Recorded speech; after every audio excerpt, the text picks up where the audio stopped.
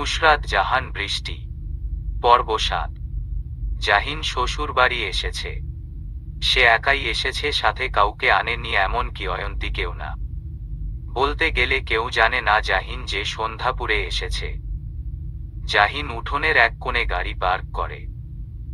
গাড়ির আওয়াজ শুনে ফাতেমা আক্তার ঘর থেকে বেরিয়ে মেয়ের জামাইকে দেখে বড্ড অবাক হয়। এই অবেলায় মেয়ের জামাই এখানে এসেছে কেন? মেয়ে আবার কিছু করেনি তো? জাহিন 2 কার্টুন মিষ্টির প্যাকেট আর ফলের প্যাকেট নিয়ে গাড়ি থেকে নামে।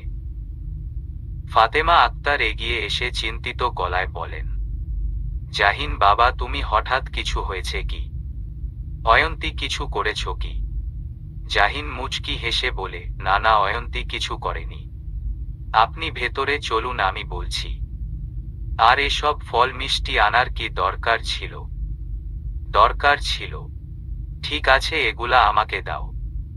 না না, আমি নিতে পারবো, আপনি যান। জাহিন ভেতরে এসে বসে। ফাতেমা আক্তার বলেন, তুমি বসো, আমি একটু আসছি। জাহিন ফাতেমা আক্তারের মনোভাব বুঝতে পেরে বলে, না না, আমার জন্য কিছু করতে হবে না। কি বলছো, খালি মুখে যাবে তুমি? আপনি এখানে বসুন, আপনার সাথে আমার কিছু কথা আছে। ফাতেমা আক্তার বসতে বসতে সন্দিহান গলায় বলেন, কি কথা বাবা? আঙ্কেল বাড়িতে নেই? না, উনি তো স্কুলে গেছেন। ফাইজও বাড়িতে নেই? না, স্কুলে গেছে। ও, কি বলবে তুমি বলো। আসলে কথাটা অয়ন্তীকে নিয়ে। অয়ন্তীকে নিয়ে কি করেছে ও? আসলে রাতের বেলা অয়ন্তীর হঠাৎ করেই। সবটা খুলে বলল জাহিন। ফাতেমা আক্তার ভরাত গলায় বলেন, আসলে এটা ওর ছোট থেকেই হয়। মাঝে মধ্যেই এমনটা হতো, তবে গত 1 বছর যাবৎ এমনটা আর হয় না। ভেবেছিলাম হয়তো ওর এই অসুখটা সেরে গেছে, কিন্তু আবার হঠাৎ করে এমনটা কেন শুরু হলো বুঝতে পারছি না। ডাক্তার কি বলেছে এটার জন্য? আসলে ডাক্তার বলেছে মানসিকভাবে চাপ পড়লে এমনটা হয়। আর ওর মনের উপরে চাপ পড়ার কারণ তো একটাই, নিজের মা আর দাদুকে হারানো। জাহিন আস্তে করে বলে, ও, তুমি ওকে একটু ভালো রাখার চেষ্টা করো বাবা।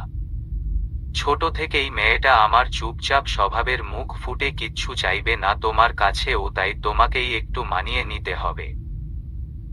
জাহিন আশ্বাস দিয়ে বলে, চেষ্টা করব ওনাকে সবসময় আগলে রাখার জন্য, চিন্তা করবেন না আপনি।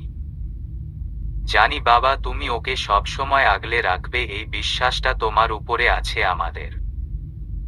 কিন্তু সমাজের কিছু মানুষ আছে যারা অকথ্য কথা বলে যায়। সমাজে থাকা মানুষজনকে কি বলল তাতে আমার কিচ্ছু যায় আসে না। আমি নিজে যেটা ভালো বুঝবো সেটাই করব। আগে নিজের ইচ্ছাকে গুরুত্ব দেওয়া একজন মানুষের মূল কর্তব্য, পড়ে না হয় সমাজের মানুষজনকে নিয়ে ভাবব। ফাতেমা আক্তার স্মিত হেসে বলেন, ঠিক আছে, তুমি বসো, আমি আসছি। আরেকটা কথা, আমি যে এখানে এসেছি অয়ন্তীকে জানানোর দরকার নেই। আচ্ছা। জাহিন শরীর হেলিয়ে দেয় সোফায়। অয়ন্তীর কাঁপুনির দৃশ্যটা মনে পড়লেই বুকের বা পাশটায় একটা অসহনীয় ব্যথা অনুভব করে।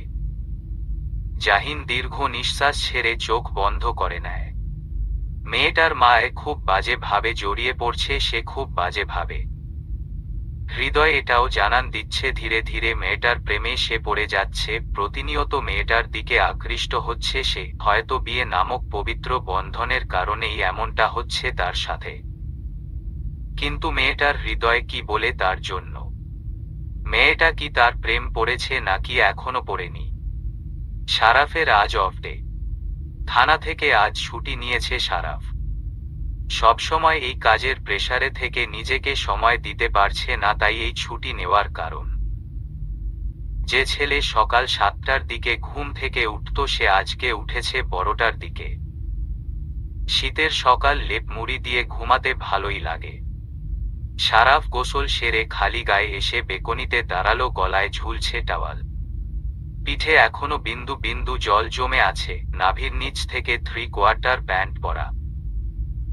হঠাৎ করেই সারাফের নজর পড়ল পাশের ফ্ল্যাটের অসভ্য মেয়েটার দিকে, যে মেয়েটা হা করে তার দিকে তাকিয়ে আছে। সারাফ মেয়েটার দিকে তাকাতেই মেয়েটা নির্লজ্জের মতো 32টি দাঁত বের করে হাসি দিল। এই হাসি দেখে সারাফের গা জ্বলে গেল। এত অসভ্য মেয়ে তার এই হোল লাইফে দেখেনি। এত কথা শোনায় মেয়েটাকে, কিন্তু তারপরও যেন সুপার গ্লুর মতো তার পিছনে লেগে আছে। এমনকি এই মেয়ের বাবা মাকেও বিচার দেওয়া হয়েছে, কিন্তু লাভের লাভ কিচ্ছু হলো না। সারাফ বিতৃষ্ণা নিয়ে প্রশ্ন করল, কি হয়েছে? মেয়েটি হাসতে হাসতে বেশরমের মতো বলল, সুন্দর লাগছে আপনাকে। জানি, আরো সুন্দর লাগবে যদি প্যান্ট ছাড়া থাকেন। শেষের কথাটা মেয়েটা বিড়বিড় করে বলে। সারাফ ভ্রু কুঁচকে বলে, কি ছাড়া সুন্দর লাগবে? মেয়েটা তড়িঘড়ি বলে, কিছু না, আজকে থানায় যাননি? না যাইনি দেখতেই তো পারছো। মেয়েটা আহ্লাদি গলায় ঘাড় বাঁকিয়ে বলল, আপনি এভাবে কথা বলেন কেন? একটু সুন্দর করে কথা বলা যায় না বুঝি আমার সাথে? সারাফ বিরস গলায় বলল, না যায় না, কারণ আমার জন্মের সময় আমার মা আমার মুখে তিতা দিয়েছিল, মধু দেয়নি। কথাটা বলেই সারাফ হনহনিয়ে বেলকনি থেকে চলে আসে। বেকনিতে যাওয়াটা তার ভুল হয়েছে, মুডটাই তার খারাপ করে দিল অসভ্য মেয়েটা। বয়স কতটুকু হবে এই মেয়ের? সবে 16-17 হবে হয়তো, কিন্তু এই বয়সেই এই মেয়ের এত অধঃপতন। বাবা মা বা কেমন মেয়েকে শিক্ষা দিতে পারে না? আগের বাবা মায়েরা সন্তানরা কিছু উল্টাপাল্টা করলেই ছেলা কাঠ দিয়ে পিটাতো, আর এখন তো সন্তানরা বাবা মাকে কথার মার প্যাচে পিটায়। এই জেনারেশনটা এখন একটা অসুস্থ জেনারেশনে পরিণত হচ্ছে দিনকে দিন। সারাফ হুডি আর জিন্স পরেছে। বন্ধুদের সাথে আজকে একসাথে লাঞ্চ করার প্ল্যান করেছে। আয়নার সামনে দাঁড়িয়ে থেকে ঘড়িটা হাতে পড়ার সময় হঠাৎ মনে পড়ে গেল লিজার কথা। আচ্ছা, মেয়েটাকে একটা কল করলে কেমন হয়? যেই ভাবনা সেই কাজ। সারাফ ফোন হাতে নিয়ে লিজার নাম্বারে কল করল, কিন্তু গতবারের মতো এবারও লিজা কল ধরল না। সারাফ বিরস গলায় বলে উঠল, আশ্চর্য, এই মেয়ে কোন দুনিয়াতে থাকে, কল করলে পাওয়া যায় না। কল যখন ধরবি না তাহলে ফোন ইউজ করার কি দরকার? অদ্ভুত ব্যাপার স্যাপার। সারাফ আবারও কল করল, কিন্তু সেই একই ঘটনা, রিং হয়ে কল কেটে গেল। সারাফ ধ্যাত বলে ফোনটা কান থেকে নামিয়ে পকেটে রেখে দিল। সারাফ পরিপাটি হয়ে ফ্ল্যাট থেকে বের হতেই পাশের ফ্ল্যাটের মেয়েটার সাথে পুনরায় দেখা হয়। মেয়েটার সাথে তার মা আছে। সারাফের খুব ইচ্ছে করছে আচ্ছা করে মেয়েটার মাকে কিছু বলে দিতে, কিন্তু এখন কোনো রকম বেজালে জোড়াতে চায় না, তাই আর কিছু বলল না। সারাফ আবার ফ্ল্যাটের ভেতরে ঢুকে পড়ে, না হলে দেখা যাবে লিফটে এই মেয়েটার সাথে তাকে নিচে নামাতে হবে। প্রায় 5 মিনিট পর সারাফ নিচে নামে। সারাফ বাইকে করে রেস্টুরেন্টে আসে। পার্কিং লটে বাইক পার্ক করে রেস্টুরেন্টের ছাদে গেল। সেখানে টেবিল বুক করা হয়েছে। সারাফকে আসতে বন্ধুরা চিৎকার করে বলে উঠে, এই তো আমাদের পুলিশ অফিসার চলে এসেছে। কি মামা, ভালা আছোনি? সারাফ নুহাসের পাশে বসতে বসতে ফুয়াদের কথার উত্তর দেয়, হুম। তারপর নুহাসের কাঁধে হাত রেখে নুহাসের মলিন মুখটা দেখে বলে, তোর আবার কি হলো? মুখটা এমন বাংলার প্যাচের মতো করে রেখছিস কেন? নুহাস কফি খেতে খেতে বলে, কিছু হয়নি মামা, ওরে দেখে মনে হচ্ছে না ও বিশাল বড় ট্যাগ ছ্যাঁকা খেয়েছে। সারাফ কথা শুনে নুহাসের হাত ধরে বন্ধুদের উদ্দেশ্যে বলে, তোরা বস, আমি আর নুহাস একটু আসছি। এই যে আসতে না আসতেই শুরু হয়ে গেছে দুজনের চিপায় যাওয়া। এই তোরা কি কোনোভাবে? সারাফ জীবনকে কথা বলতে না দিয়ে জীবনের পায়ে লাথি মেরে বলে, শালা, তোর মনে যে এসব চিন্তা ঘুরে জানা ছিল না। এই নুহাস, চল তুই আমার সাথে। সারাফ আর নুহাস ছাদের এক কোণে গিয়ে দাঁড়ায়। সারাফ চিন্তিত গলায় বলে, কি হয়েছে তোর? নুহাস ধীর গলায় বলে, নিজেকে ধরে রাখা খুব শক্ত হয়ে যাচ্ছে দিন দিন আমার জন্য। মেয়েটা প্রতিনিয়ত ওর দিকে আমাকে চুম্বকের মতো টানে। পালিয়ে পালিয়ে বেড়াচ্ছি আমি মেয়েটার কাছ থেকে। সারাফ শান্ত গলায় বলল, বুলেট দে যারাকে তোর মনের কথা। নুহাসের নিঃশব্দে হেসে বলে, যে বাড়ির নুন খেয়ে বড় হয়েছি সেই বাড়ির মেয়ের দিকে নজর দিতে পারবো না। সালাড নুন খেয়েছিস তো কি হয়েছে, এবার বাকি জীবন মিষ্টি খাবি। নুহাস তাচ্ছিল্যপূর্ণ হাসি দিয়ে বলে, এই মিষ্টি খেতে চাইলে শেখ বাড়ির উপর দিয়ে একটা ঝড় বয়ে যাবে, যেটা আমি চাই না হোক। প্রেম ভালোবাসায় ঝড় আসবে, এটাই স্বাভাবিক নুহাস। সেই ঝড়টাকে মোকাবেলাট করতে হবে শুধু। এতটাও সাহস নেই আমার এই ঝড় মোকাবেলা করার। সারাফ এবার রাগ দেখিয়ে বলে, তাহলে তুই এই প্রণয়ের দহনে প্রতিনিয়ত পুড়ে পুড়ে মর। যখন দেখবি যারা অন্যজনের হয়ে যাচ্ছে তখন বুঝবি ঠেলা। কথাটা বলেই সারাফ চলে যায়। নুহাস দীর্ঘ নিঃশ্বাস ছেড়ে সামনের দিকে তাকায়। সত্যি তো, যারাকে যখন অন্যজনের হতে দেখবে তখন কেমন অনুভূতি হবে বুকের ভেতরে। কথাটা ভাবতেই নুহাসের বুকের বা পাশটার চিনচিন ব্যথা অনুভব করতে শুরু করল। নিজের ডান হাতটা দিয়ে নুহাস বুকের বা পাশটা চেপে ধরল। সন্ধ্যা হয়ে গেছে। অয়ন্তী পড়ার টেবিলে বসে আছে, কিন্তু তার মনোযোগ সম্পূর্ণ অন্যদিকে। পড়ার মন নেই, মন পড়ে আছে জাহিনের কাছে। সকালের সুন্দর মুহূর্তগুলা বারবার মনে দাগ কেটে যাচ্ছে। হঠাৎ করেই অয়ন্তী গুনগুন করে খেয়ে উঠল, এক পায়ে নুপুর আমার, অন্য পা খালি। এক পাশে সাগর, এক পাশে বালি। তোমার ছোট তরি বলো, নেবে কি? জাহিন সবে মাত্র রুমে পা দিতে নিবে তখনই অয়ন্তীকে খালি গলায় গান গাইতে শুনে থমকে যায়। জাহিন দাঁড়িয়ে রইল আরো কিছুক্ষণ অয়ন্তীর গান শোনার জন্য, কিন্তু না, মেয়েটা 3 লাইন গেয়ে থেমে গেল। চাইলে কি আর সব কিছু পাওয়া যায়? না, পাওয়া যায় না। এই যে জাহিন বউয়ের গান শুনতে চাইল, কিন্তু বউ তার বোবা হয়ে বসে রইল। জাহিন নিরাশ হয়ে শব্দ করে রুমের ভেতরে ঢুকল। অয়ন্তী পেছনে ফিরে জাহিনকে এত জলদি আসতে দেখে বড্ড চমকাল। জাহিন অয়ন্তীকে আরো চমকে দিয়ে বলল, অয়ন্তী, আমাকে একটা টি শার্ট আর একটা ট্রাউজার দিন তো। অয়ন্তী কয়েক পল জাহিনের দিকে তাকিয়ে চট করে উঠে ওয়ার্ড্রোব খুলে জাহিনের টি শার্ট আর ট্রাউজার নিয়ে জাহিনের কাছে আসল। কিন্তু জাহিনের নিকট এসে যা দেখল তাতে অয়ন্তী স্তব্ধ, বিমূঢ়। নিজের চোখ দুটোকে যেন বিশ্বাস করতে চাইছে না অয়ন্তী। বুকের ভেতরটায় যেন চৈত্রর মাসের ঝড় বইতে শুরু করেছে। জাহিনের গলার কাছটায় এই লাল দাগটা কিসের, কোথা থেকে আসল? দেখে তো মনে হচ্ছে নখের খামচি। তাও আবার যে সেই নখের খামচি নয়, খুব গভীরভাবে খামচি দিয়েছে, নিজের সর্বশক্তি দিয়ে খামচি দিয়েছে মানুষটা। জাহিন শার্টটা খুলে ফেলেছে, গায়ে শুধু এখন সাদা গেঞ্জি। জাহিন অয়ন্তীর কাছ থেকে কাপড়গুলা নেওয়ার জন্য অয়ন্তীর দিকে ফিরতে অয়ন্তীর এমন হতবিহ্বল চাউনি দেখে ভ্রু কুঁচকে বলে, কি হয়েছে? অয়ন্তী কাঁপা কাঁপা হাতে জাহিনের গলার কাছটা দেখিয়ে বলে, এখানে কি হয়েছে?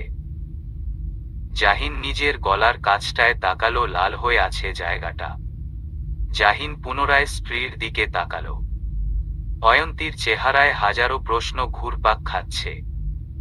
আচ্ছা, অয়ন্তীকে একটু বাজিয়ে দেখলে কেমন হয়, দেখা যাক বাজানোর পর কেমন প্রতিক্রিয়া করে সে। এই প্রতিক্রিয়া দেখে বুঝতে পারবে অয়ন্তীর মনে তার জন্য ঠিক কি আছে।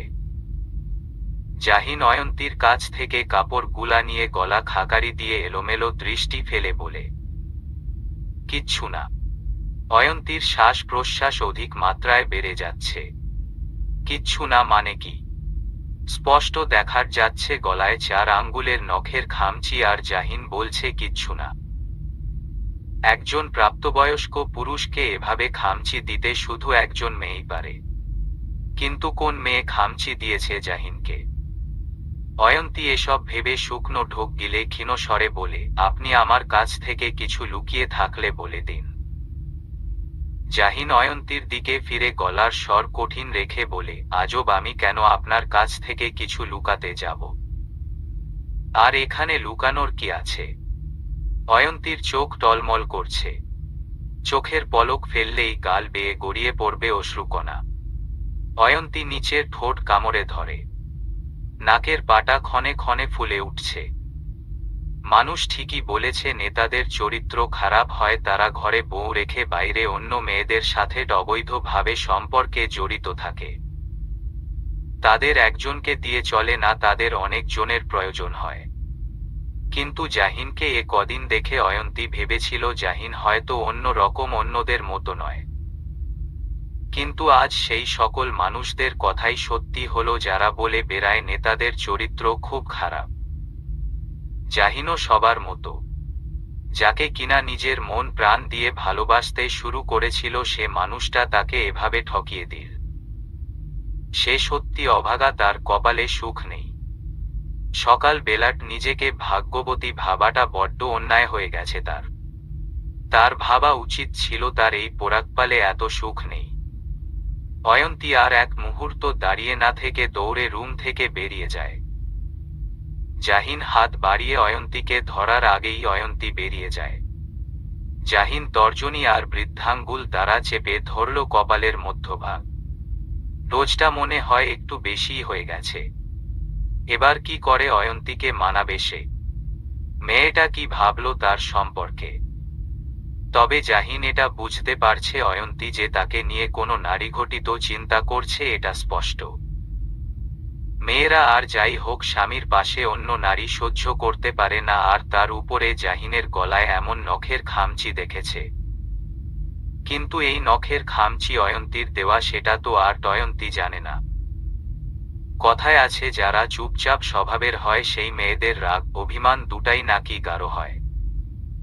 অয়ন্তী কোনটা করছে, তার উপরে রাগ নাকি অভিমান? এবার কি করে জাহিন নিজের স্ত্রীর অভিমান আর রাগ ভাঙ্গায়, সেটাই দেখার পালা। রাত 11টা বেজে গেছে। জাহিন বেডে বসে ল্যাপটপে কিছু প্রয়োজনীয় কাজ কমপ্লিট করে রাখছে। কিন্তু কাজের ফাঁকে ফাঁকে বারবার দরজা আর ঘড়ির দিকে তাকাচ্ছে। কিন্তু যার অপেক্ষা করছে তার আসার নাম নেই। তার লাজুক বউটা কি রাগ অভিমান করে আজ রুমেই আসবে না নাকি? জাহিন তপ্ত নিঃশ্বাস ছাড়ল। সে যখন খাওয়া দাওয়া করছিল তখন অয়ন্তীর দিকে বারবার তাকিয়েছে, কিন্তু মেয়েটা তার দিকে একটি বারের জন্যও তাকায়নি। বোঝায় যাচ্ছে বড্ড অভিমান করেছে বউ তার উপরে। জাহিন আর অপেক্ষা করতে পারছে না, সেই যে সন্ধ্যার সময় বউ তার রাগে দুঃখে অভিমানে রুম থেকে বেরিয়েছে, এরপর আর একটি বারের জন্যও আসেনি রুমে। এবার রাগ উঠছে জাহিনের, ভীষণ রাগ। রাগ অভিমান করছে, ভালো কথা তা বলে রুমে আসবে না, এ কেমন কথা? জাহিন ল্যাপটপটা রেখে তোরাক করে উঠে দাঁড়ালো। উদ্দেশ্য, অয়ন্তী রুমে না আসতে চাইলে পারলে সে সবার সামনে দিয়ে বাজাকোলা তুলে রুমে নিয়ে আসবে। কে কি বলবে তার ধার ধারবে না জাহিন। জাহিন হাই স্পিডে রুমের বাইরে পা রাখতে নিবে, তখনই দেখে অয়ন্তী আসছে। জাহিন অয়ন্তীকে দেখে তাড়াতাড়ি করে এসে আগের ন্যায় ল্যাপটপ নিয়ে বসে পড়ল। জাহিনের নজর ল্যাপটপের স্ক্রিনের উপর রাখলেও আর চোখে দরজার দিকে তাকিয়ে আছে। অয়ন্তী রুমে আসল, তার হাতে পানির জগ। অয়ন্তী এক নজর জাহিনের দিকে তাকিয়ে পানির জগটা টেবিলের ওপর রেখে ওয়াশরুমে চলে যায়। জাহিন মুখ দিয়ে বর্গীয় উচ্চারণ করে ওয়াশরুমের দরজার দিকে তাকালো। মেয়েটাকে মনে হয় একটু বেশি কষ্ট দিয়ে ফেলেছে। জাহিন দীর্ঘ নিঃশ্বাস ছেড়ে চোখ কচলিয়ে ল্যাপটপের দিকে তাকালো। কিছুক্ষণ পরেই অয়ন্তী ওয়াশরুম থেকে বের হয়ে ধীর পায়ে হেঁটে চুপচাপ বেডে শুয়ে পাশ ফিরে চোখ বন্ধ করে গায়ে মাথায় ব্ল্যাঙ্কেট টেনে শুয়ে পড়ল। কিন্তু দু চোখে কোনো ঘুম নেই, বারবার চোখের সামনে ভেসে উঠছে জাহিনের গলার কাছটায় খামচির লাল দাগটা। চাইলেও মস্তিষ্ক থেকে দূরে সরিয়ে দিতে পারছে না। বুকের মাঝে চাপা এক কষ্ট অনুভব করছে। অয়ন্তী ডান হাতটা বুকের মাঝে চেপে ধরে কয়েকবার চাপড় দিল আর বারবার দীর্ঘ নিঃশ্বাস ছাড়ছে। এই প্রত্যেকটা দীর্ঘ নিঃশ্বাসের শব্দ এই নিস্তব্ধ রাত হওয়াতে স্পষ্ট শুনতে পাচ্ছে জাহিন। জাহিন ঘাড় ঘুরিয়ে অয়ন্তীর দিকে তাকায়। কি করে অয়ন্তীর মনের কষ্ট কমাবে সেটাই ভাবছে। অয়ন্তী দম বন্ধ হয়ে আসছে, শুয়ে থাকতে ইচ্ছে করছে না, একটু মুক্ত বাতাসের দরকার তার। অয়ন্তী নিজের গা থেকে ব্ল্যাঙ্কেট সরিয়ে শোয়া থেকে উঠতে নিবে তখনই জাহিনের গম্ভীর গলার স্বর ভেসে আসে। কোথায় যাচ্ছেন? অয়ন্তী ঢোক গিলে বলে, বেকনিতে। কেন? এমনি। জাহিন কঠিন গলায় বলে, এমনি কেন? বাহিরে কুয়াশা পড়েছে, বেকনিতে যাওয়ার কোনো দরকার নেই। সকাল বেলা রোদ উঠলে তখন যতক্ষণ মন চাইবে ততক্ষণ বেকনিতে থাকবেন। এখন চুপচাপ ঘুমান। অয়ন্তী দুঠোঁট চেপে ধরে। বড্ড কান্না পাচ্ছে তার। জাহিন তার সাথে এমন রুক্ষ ভাষায় কথা বলছে কেন? কই এতদিন তো এমন রুক্ষ গলায় কথা বলেনি, আজ হঠাৎ কি হলো জাহিনের? অয়ন্তী ব্ল্যাঙ্কেটটা পুনরায় জড়িয়ে নিয়ে ঢোক গিলেট কান্নাটা আটকে নিল। কষ্টগুলা দলা পাকিয়ে বুকে চেপে শক্ত হয়ে শুয়ে রইল।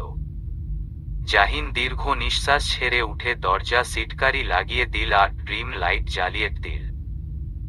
অয়ন্তী শক্ত করে খামচে ধরল ব্ল্যাঙ্কেটটা। তার অবচেতন মন বলছে জাহিন তার কাছে আসবে, তাকে জড়িয়ে ধরবে। জাহিন বেডে বসে কিছুক্ষণ তোবদা মেরে রইল। জাহিন অয়ন্তীর বাহুতে হাত রেখে নরম গলায় বলে, অয়ন্তী। অয়ন্তী চোখ মুখ খিচে বন্ধ করে রইল। এমন একটা ভান ধরছে যে সে ঘুমিয়ে গেছে। জাহিন পুনরায় মোলায়েম কণ্ঠে বলে, সাড়া দিবেন না আমার ডাকে? জাহিন জোর করে অয়ন্তীর বাহু ধরে নিজের দিকে ঘুরাল। অয়ন্তী চিত হয়ে শুয়ে আছে, জাহিন হালকা ঝুঁকে আছে অয়ন্তীর দিকে। অয়ন্তীর চোখ বন্ধ করে রেখেছে তা দেখে জাহিন বলে, ঘুমাননি সেটা কিন্তু আমি জানি, কারণ আপনার চোখের পাতা নড়ছে সেটা আমি স্পষ্ট ড্রিম লাইটের মুদ্রি আলোতে দেখতে পারছি। অয়ন্তী কথাটা শুনে চোখ মেলে তাকালো, কিন্তু জাহিনের দিকে নয় বরং অন্য দিকে তাকিয়ে রইল। জাহিন আলতো হাতে অয়ন্তীর গালে হাত রাখে। অয়ন্তী চোখ বন্ধ করে ঢোক গিলে পুনরায় তাকালো। জাহিন আর্স্ট কণ্ঠে বলে, রাগ করেছেন আমার উপরে? অয়ন্তী ধরা গলায় বলে, না। তাহলে অভিমান করেছেন? অয়ন্তী আগের ন্যায় বলল, না। সেটাও না। তাহলে?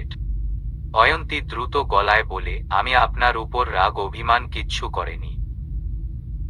জাহিন মুচকি হাসল। বউ তার রাগ অভিমান করেনি ঠিকই বলছে, কিন্তু প্রচণ্ড অভিমান করেছে তার উপর, সেটা টের বুঝতে পারছে। জাহিন এবার আকস্মিক অয়ন্তীর বা হাতের বাহুর ধরে অয়ন্তীকে নিজের বুকের সাথে মিশিয়ে শক্ত করে জড়িয়ে ধরে। অয়ন্তী হকচকিয়ে উঠে এমনটা হওয়াতে, কিন্তু নিজেকে সামলে নিয়ে জাহিনের বুকে পড়ে রইল বিড়াল ছানার মতো। জাহিন অয়ন্তীর খোলা চুলের ভাঁজে হাত বুলিয়ে দিয়ে বলে, সরি। বুঝতে পারিনি আপনি যে আমার ওই কথাটা শুনে এতটা হার্ট হবেন।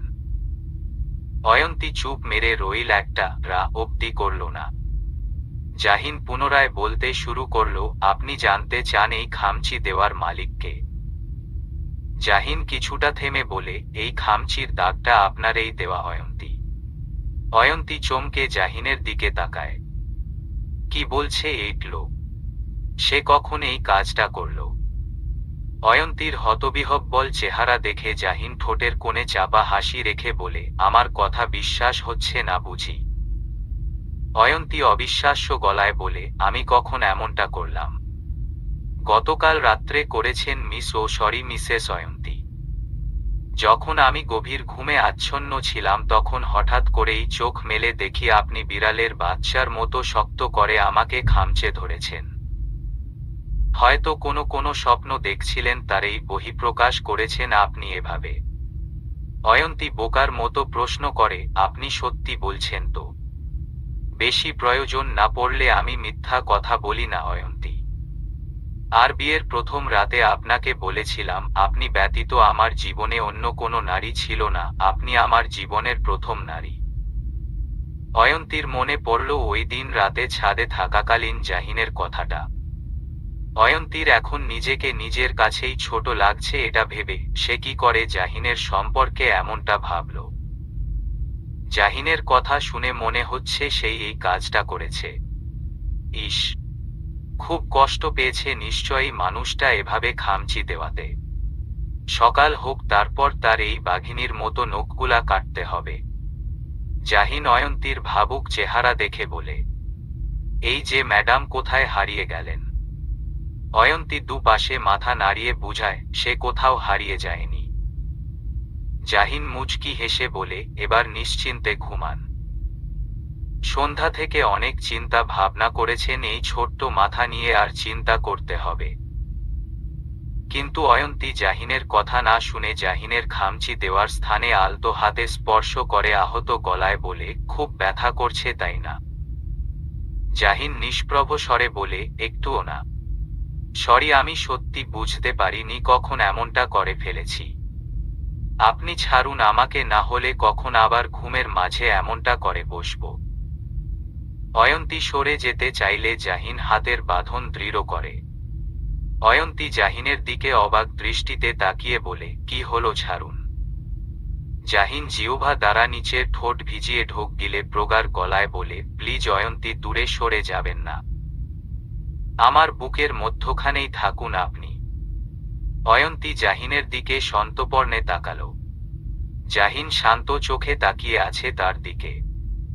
কিন্তু এই শান্ত চোখের ভাষা বড্ড অন্যরকম, সেটা অয়ন্তী মেয়ে হয়ে স্পষ্ট বুঝতে পারছে। অয়ন্তী জাহিনের চোখে চোখ রেখে মিহি স্বরে বলে, আপনি কি কিছু বলতে চান আমায়? জাহিন শুকনো ঢোক গিলল। সে তো অনেক কিছুই বলতে চায় অয়ন্তীকে, কিন্তু কণ্ঠনালীতে সেই সকল কথাগুলা এসে আটকে যায়। জাহিন চোখ বন্ধ করে নিজেকে তটস্থ করল।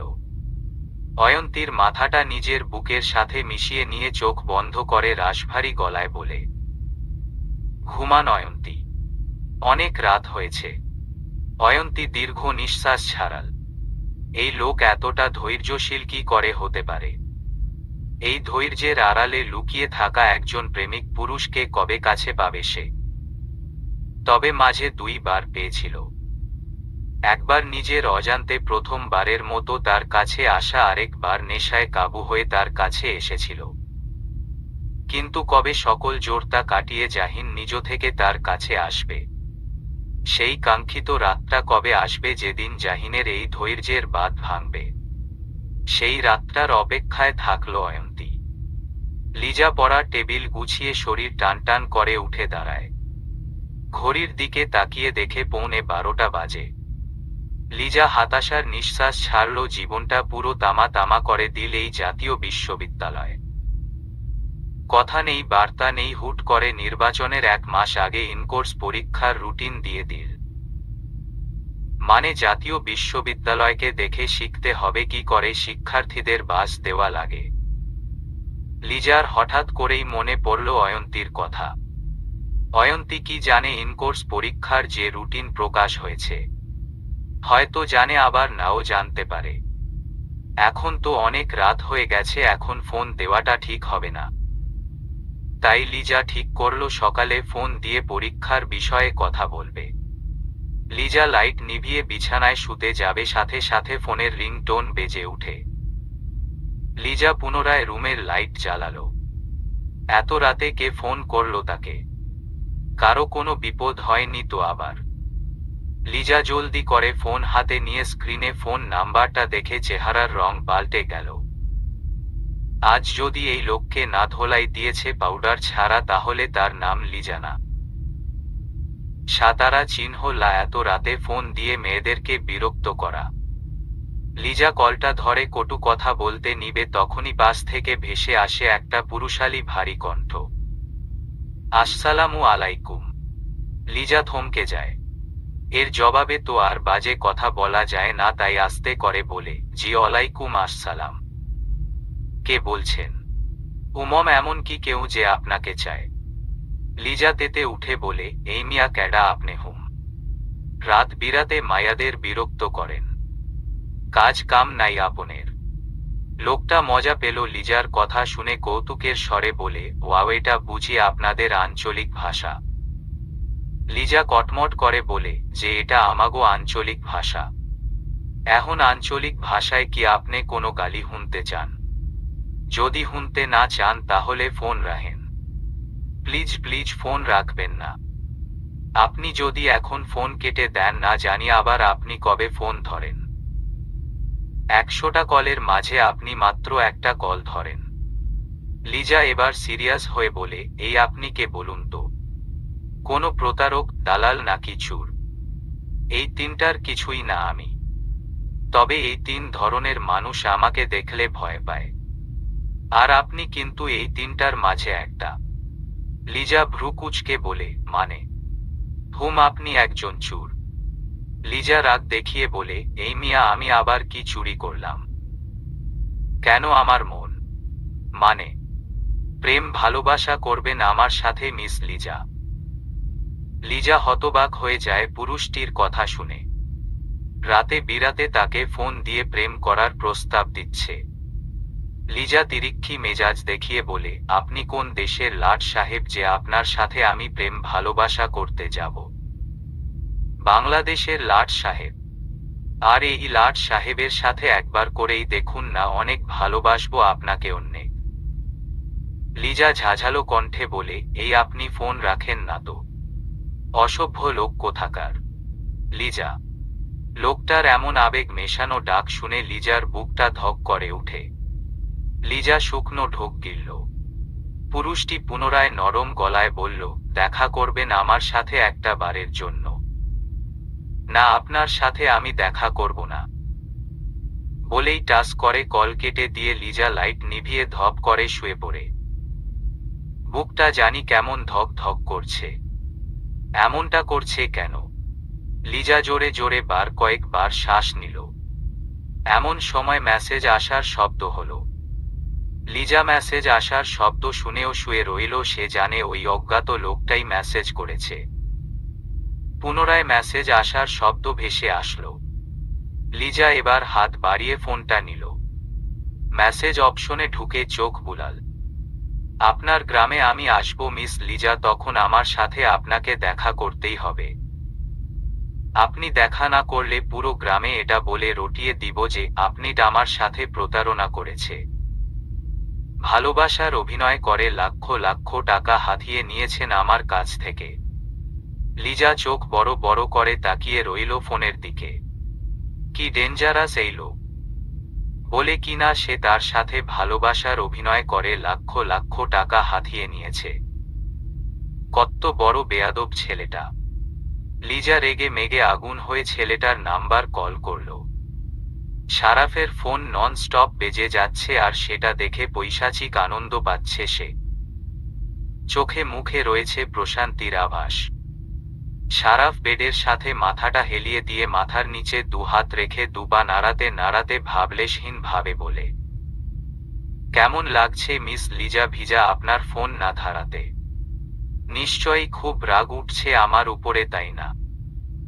শারাফ কথাটা বলে তড়িৎ বেগে সোজা হয়ে বসে ফোনের দিকে তর্জনী তাক করে থমথমে গলায় বলে, এবার বুঝেন কেমন লাগে একটা মানুষ ফোন না ধরলে।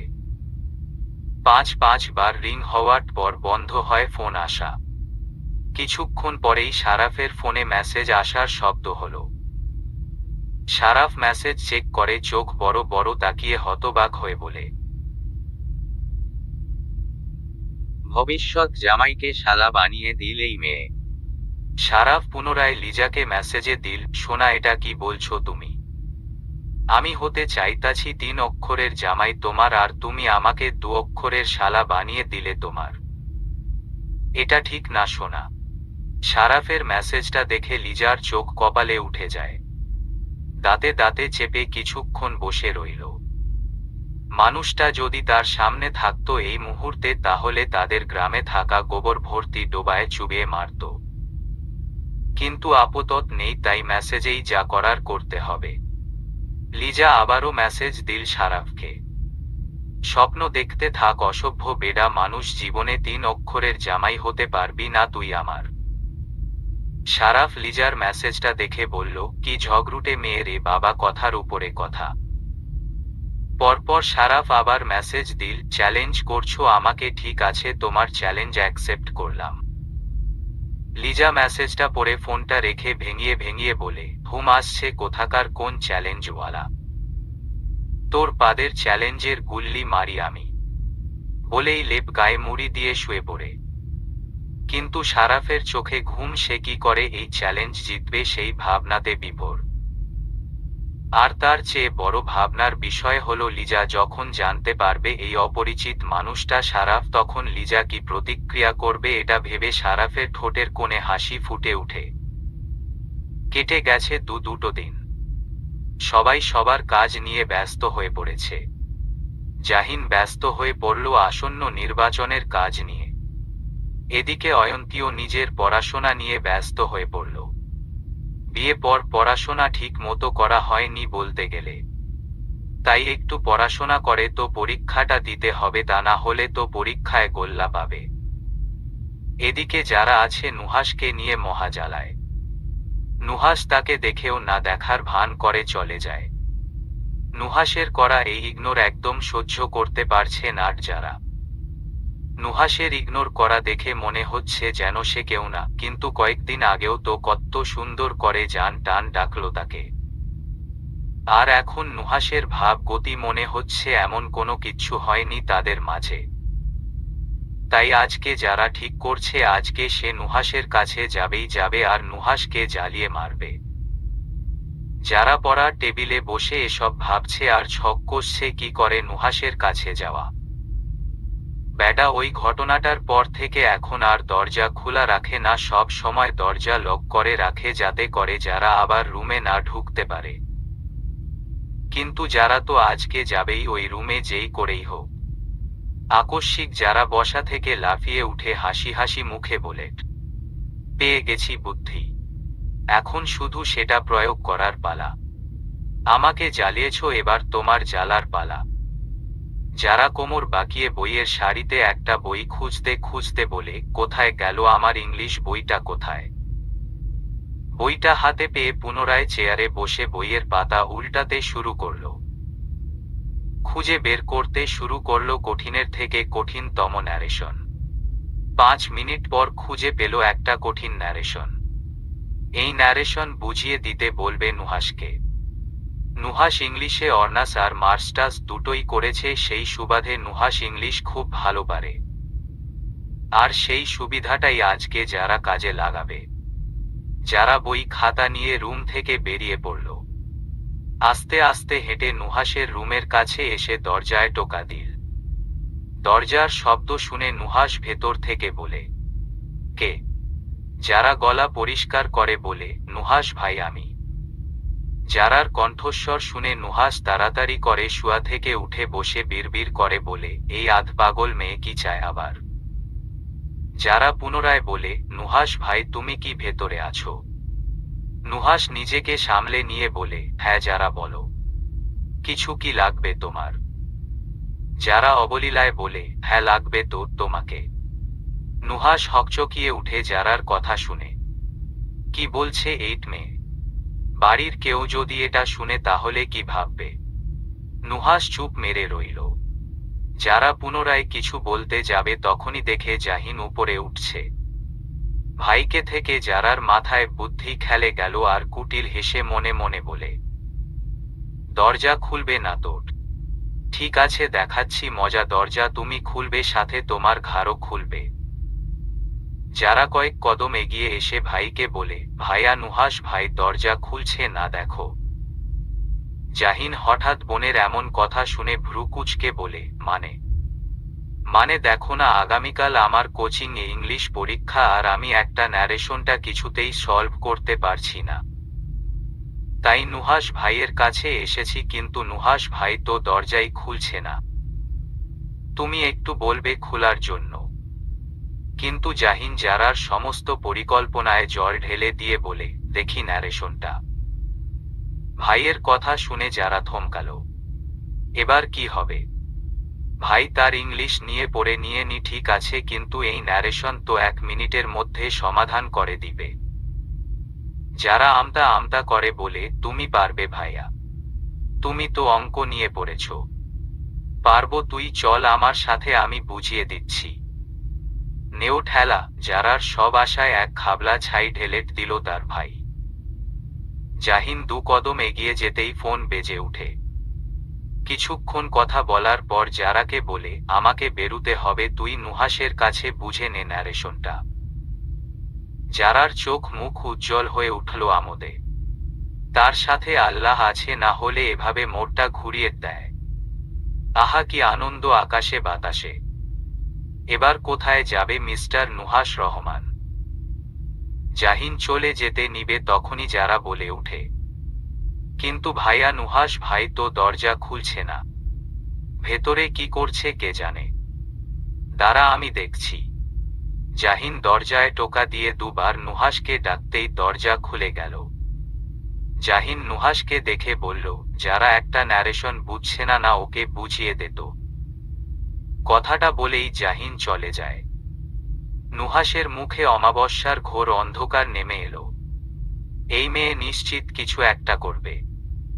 তার ভাইয়া যদি জানতো এই মেয়ের মনে কি কি আছে, তাহলে হয়তো জীবনেও এই ঘরে আসতে দিত না। যারা হাসি মুখে রুমের ভেতরে ঢুকে, কিন্তু নুহাস এখনো আগের জায়গাতে দাঁড়িয়ে আছে। চিন্তায় আছে ওই দিনের মতো যদি আবারও সে দুর্বল হয়ে পড়ে তখন কি হবে। এই মেয়েটা কেন তাকে এভাবে জ্বালাচ্ছে। যারা টেবিলের উপরে বই খাতা রেখে চেয়ার টেনে বসে গলার স্বর টেনে টেনে বলে, নুহাস ভাই তুমি কি ওখানে দাঁড়িয়ে থাকবে নাকি? আমায় তাড়াতাড়ি বুঝিয়ে দাও ন্যারেশনটা। তুমি যদি ওভাবে পাথরে মতো দাঁড়িয়ে থাকো তাহলে তো সন্ধ্যা পেরিয়ে গভীর রাত হয়ে যাবে। নুহাস চোখ বন্ধ করে দীর্ঘ নিঃশ্বাস ছাড়ল। নিজেকে তটস্থ করে টেবিলের দিকে এগিয়ে এসে চেয়ারে বসে বলে, কোন ন্যারেশনটা বুঝতে পারছো না দেখি? যারা আস্তে করে বলে, বইয়ের সাদা রঙের পাতায় থাকা সব ধরনের ন্যারেশন আমি বুঝতে পারি, কিন্তু তোমার মনের কঠিনতম ন্যারেশনটা আমি বুঝতে পারি না শুধু। নুহাস যারার দিকে তাকিয়ে ভ্রু কুঁচকে বলে, কিছু বললে? কই না তো। বের করো। যারা ন্যারেশনটা বের করে দিল। নুহাস ন্যারেশনটায় কিছুক্ষণ চোখ বুলিয়ে যারাকে বুঝাতে শুরু করলো, কিন্তু যারা ন্যারেশন বুঝার পরিবর্তে সে এক ধ্যানে তার স্বপ্নের প্রেমিক পুরুষকে দেখছে। এই প্রেমিক পুরুষ স্বপ্নেই অনেক ভালো। তাকে স্বপ্নেই ভালোবাসে, যত্ন করে, কিন্তু বাস্তবে একটুও ভালোবাসে না। আচ্ছা বাস্তবে ভালোবাসে কি না পরীক্ষা করা দরকার। নুহাস সম্পূর্ণ ন্যারেশনটা বুঝিয়ে বলে, বুঝতে পেরেছ সবটা? নুহাস কথাটা সমাপ্ত করতেই যারা বুকের বা পাশে হাত রেখে আহ করে উঠে। যারার এমন আর্তনাদ শুনে নুহাসের অন্তরাত্মা কেঁপে উঠে। বিচলিত গলায় বলে, কি হয়েছে যারা? যারা ব্যথাতুর কণ্ঠে বলে, নুহাস ভাই খুব ব্যথা করছে খুব। নুহাস বসা থেকে উঠে যারার 2 গালে হাত রেখে ভরাট গলায় বলে, কোথায় ব্যথা হচ্ছে? যারা জোরে জোরে নিঃশ্বাস নিতে নিতে বলে, বুকে ভীষণ ব্যথা হচ্ছে। নুহাস ঘাবড়ে যায় যারার এহেন কথা শুনে। চোখ মুখ লাল হয়ে গেছে মেয়েটার। যারার এমন করুণ অবস্থা দেখে নুহাসের মনে পড়ে যায় অতীতের ভয়ঙ্কর এক ঘটনা। যারা তখন ক্লাস 8-এ পড়ত। তখন স্কুল থেকে ফিরে বাড়িতে মেয়েটা পা রাখতেই বুকে ব্যথা হচ্ছে বলে হাঁটু ভেঙে বসে পড়ে। হঠাৎ করে যারার এমন অবস্থা দেখে ভয় কুঁকড়ে যায় বাড়ির সকলে। হাসপাতালে নিয়ে পরীক্ষা করে জানতে পারে গ্যাস্ট্রিকের ব্যথা। অতীতের সেই ঘটনা পুনরায় ঘটতে চলেছে নাকি? নুহাস আর ভাবতে পারছে না। পরিস্থিতি শোচনীয় হওয়ার আগেই যারাকে হাসপাতালে নিয়ে যেতে হবে। নুহাস কোমর বাঁকিয়ে নিচু হয়ে বা হাত পিঠে আর ডান হাত গোড়ালিতে রেখে যারাকে পাজাকোলা তুলে নিয়ে বলে, কিচ্ছু হবে না তোমার, আমি আছি তো। ঘটনাটা এতটা জলদি ঘটে গেছে যে যারা হতবাক বিস্মিত হয়ে নুহাসের পানে তাকায়। সে এতটা অ্যাকসেপ্ট করেনি। নুহাস বড় বড় কদম ফেলে রুম থেকে বেরুতে নিবে তখনই যারা অধৈর্য গলায় বলে, নুহাস ভাই কি করছো, নামাও আমাকে। নুহাস থেমে গিয়ে যারার পানে তাকায়। যারা পুনরায় বলে, কি হলো, নামাও। নুহাশ রোবটের ন্যায় যারাকে কোল থেকে নামিয়ে ভ্রু কুঁচকে বলে, বুকে ব্যথা কমে গেছে। যারা ঢোক গিলে মাথা নাড়াতে নাড়াতে বলে, হুম। নুহাশ সন্দিহান গলায় বলে, এত তাড়াতাড়ি? যারা ফিক করে হেসে বলে, তোমায় বোকা বানালাম, দেখতে চেয়েছিলাম তুমি কি করো। যারা রেহেনো কথা শুনে নুহাশের পায়ের রক্ত মাথায় উঠে যায়। রাগে নাকের পাটা ফুলিয়ে কোমরে দু হাতে রেখে আশেপাশে ঘাড় ঘুরিয়ে দীর্ঘ নিঃশ্বাস ছাড়ে। রাগটা কিছুতেই নিয়ন্ত্রণ করতে পারছে না সে। কতটা ভয় পেয়েছিল সে, তার কোনো আইডিয়া আছে এই নির্বোধ মেয়েটার?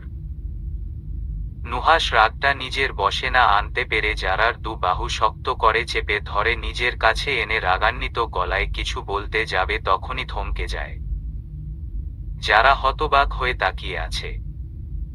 নুহাশ যে এতটা রেগে যাবে এটা ভাবিনি, কিন্তু লোকটা কিছু বলছে না কেন, কিছু তো বলুক তাকে, আর সে সেই কথার পাল্টা প্রশ্ন করবে। নুহাশ চোয়াল শক্ত করে রেখেছে, ঘন ঘন নিঃশ্বাস ছাড়ছে। ইচ্ছে করছে হাজারটা কথা শুনিয়ে দিতে এই মেয়েকে, কিন্তু চাইলেও পারছে না। কথা শোনাতে গিয়ে যদি হিতে বিপরীত হয়ে যায়। নুহাশ যারাকে দূরে সরিয়ে দিয়ে অন্য পাশে ফিরে কঠিন স্বরে বলে, নিজের রুমে যাও যারা, আর এসব পাগলামি বন্ধ করো। কথাটা বলে সোজা বেকনিতে চলে যায় নুহাশ। যারা নুহাশের পানে অবিশ্বাস্য চোখে চেয়ে পাথরের ন্যায় দাঁড়িয়ে রইল। মানুষটা তাকে এত ভালোবাসা অথচ মুখে স্বীকার করতে চাইছে না। একবার ভালোবেসে নিজের বাহুডোরে নিলে কি খুব বেশি ক্ষতি হয়ে যাবে? আচ্ছা, সত্যি কি সে একটু বেশি পাগলামি করছে? ঠিক আছে, আর করবে না সে পাগলামি। যারা নিজের কাছেই নিজেই প্রতীক্ষা করে বসল সে আর পাগলামি করবে না। কিন্তু আদৌ কি পাগলামি না করে থাকতে পারবে এই মেয়ে? যারা বই খাতাগুলা হাতে নিয়ে নুহাশকে উদ্দেশ্য করে বলে, আমি চলে যাচ্ছি রুমে, চলে আসো, বাইরে হিম পড়ছে। নুহাশ যারার কথাটা শুনে চোখ বন্ধ করে নেয়। না পারছে কিছু বলতে, না পারছে কিছু সইতে। এই মেয়ে নিজ থেকে কেন বুঝতে পারছে না সে যে সম্পর্ক গড়তে চাইছে তার সাথে সেই সম্পর্ক তাদের মাঝে কখন হওয়ার নয়। নুহাশ তপ্ত নিঃশ্বাস ছেড়ে কপাল ঠেকিয়ে দেয় গ্রিলের মাঝে। গোধূলি বেলা, সূর্যটা পশ্চিম আকাশে হেলে পড়েছে। সূর্যের সোনালি আভা ছড়িয়ে পড়েছে পশ্চিম আকাশের চারিদিকে। সূর্যের উষ্ণতা কমে যেতেই মানুষরা রাস্তার পাশে আগুন জ্বালাতে শুরু করল শরীর কিছুটা উষ্ণ করার জন্য। সেই সুন্দর দৃশ্যের মাঝ দিয়ে অবন্তী ধীর পায়ে হেঁটে যাচ্ছে, পাশে ইভা একা একা বকবক করছে, কিন্তু অবন্তীর সেই দিকে খেয়াল নেই। এই রাস্তা এই সময় মনে করিয়ে দেয় সেই দিনের কথা, যেই দিন প্রথম দেখা হয়েছিল রিহান নামক ব্যক্তিটির সাথে।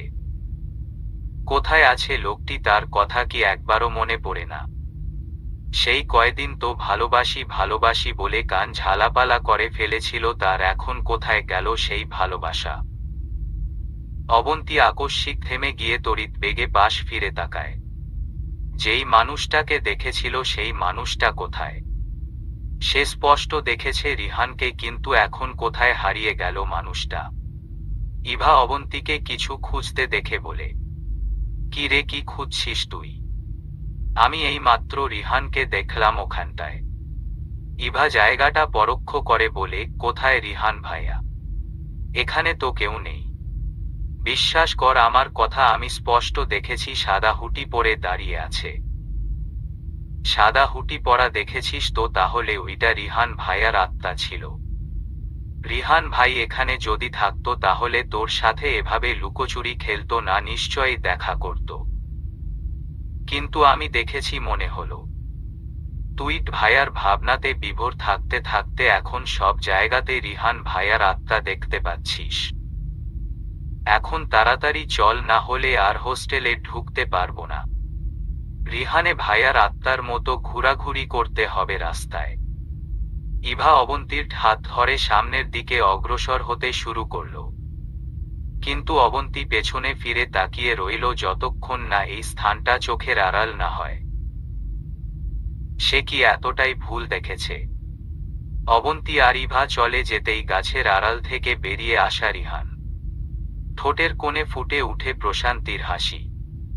অবন্তী, যাকে রিহান পাপড়ি নামে চিনে, তাকে এক নজর দেখার জন্য রিহানের এখানে আসা।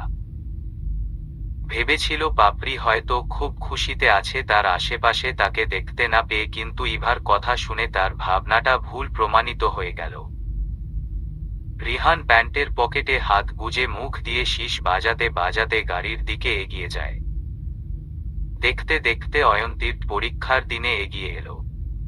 আর দুদিন পরেই অয়ন্তীর ইনকোর্স পরীক্ষা শুরু হবে। কিন্তু পরীক্ষা দেওয়ার জন্য তো বাবার বাড়ি যেতে হবে তাকে। শ্বশুরবাড়ি থেকে পরীক্ষা দেওয়াটা সম্ভব হবে না কলেজ দূরে হওয়াতে। জাহিন ফোনে কিছু বিষয় নিয়ে কথা বলছিল। অয়ন্তী জাহিনের কথা শেষ হওয়ার অপেক্ষা করছে। জাহিন বেলকনি থেকে এসে অয়ন্তীর চিন্তিত মুখখানা দেখে সোফায় বসতে বসতে বলে, কিছু বলতে চান অয়ন্তী? আসলে আমার পরীক্ষা। পরীক্ষা? কিসের পরীক্ষা? ইনকোর্স।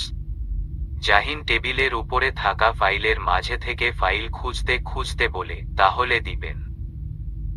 পরীক্ষার জন্য আমাকে সন্ধ্যাপুরে গিয়ে 15 দিন থাকতে হবে। অয়ন্তীর এহেন কথা শুনে জাহিনের হাত দুটো থেমে যায়। নির্বাক হয়ে অয়ন্তীর পানে তাকিয়ে বলে, কি? অয়ন্তী আস্তে করে বলে, হুম। জাহিন হতবাক হয়ে অয়ন্তীর দিকে তাকিয়ে রইল। 15 দিন? এই 15টা কি করে থাকবে অয়ন্তীকে ছাড়া সে? না না, এই 15 দিন অয়ন্তী ছাড়া সে কিছুতেই থাকতে পারবে না। তার দিন শুরু এই মায়াবী মুখখানা দেখে, আর দিন শেষ হয় এই মায়াবী মুখখানা দেখে। তাহলে 15 দিন কার মুখ দেখে দিন শুরু করবে আর কার মুখ দেখেই বা শেষ করবে? জাহিনকে কিছু বলতে না দেখে অয়ন্তী পুনরায় বলে, কি হলো, কিছু বলুন। জাহিন দৃষ্টি সরিয়ে ঢোক গিলল। মাথা নাড়াতে নাড়াতে বলল, যাবেন তাহলে? অয়ন্তী আহত হল। ভেবেছিল জাহিন হয়তো বলবে এখানে থেকে পরীক্ষাগুলা দেওয়া যায় না অয়ন্তী, কিন্তু না, জাহিন রাজি হয়ে গেল যাওয়ার বিষয়টা নিয়ে। জাহিনকে ছাড়া কি করে থাকবে এই 15 দিন? আর তার চেয়ে বড় কথা, পড়াশোনায় তো মনোযোগ বসবে না, সারাক্ষণ জাহিন নামক পোকাটা তার মাথায় ঘুরবে, তখন পরীক্ষাটা দিবে কি করে? কিন্তু অয়ন্তী মুখ ফুটেও কিচ্ছু বলতে পারছে না জাহিনকে। কিছু বললে যদি জাহিন উল্টাপাল্টা কিছু ভেবে বসে। অয়ন্তী আচ্ছা বলে চলে যেতে নিবে, তখনই জাহিন ডেকে উঠে, অয়ন্তী। অয়ন্তী খুশি মনে জাহিনের দিকে ফিরে বলে, কিছু বলবেন? বলছিলাম, আপনি কিসে পড়েন? জাহিনের এমন কথা শুনে অয়ন্তীর হাসি খুশি মুখটা চুপসে যায়। স্তব্ধ, বিমূঢ় হয়ে স্বামীর পানে তাকিয়ে রয়। সে কিসে পড়ে মানে? বউ তার কিসে পড়ে জাহিন সেটা জানে না। বাহ, খুব সুন্দর ব্যাপার। মানুষজন জানতে পারলে বাহবা দিবে তো জাহিনকে।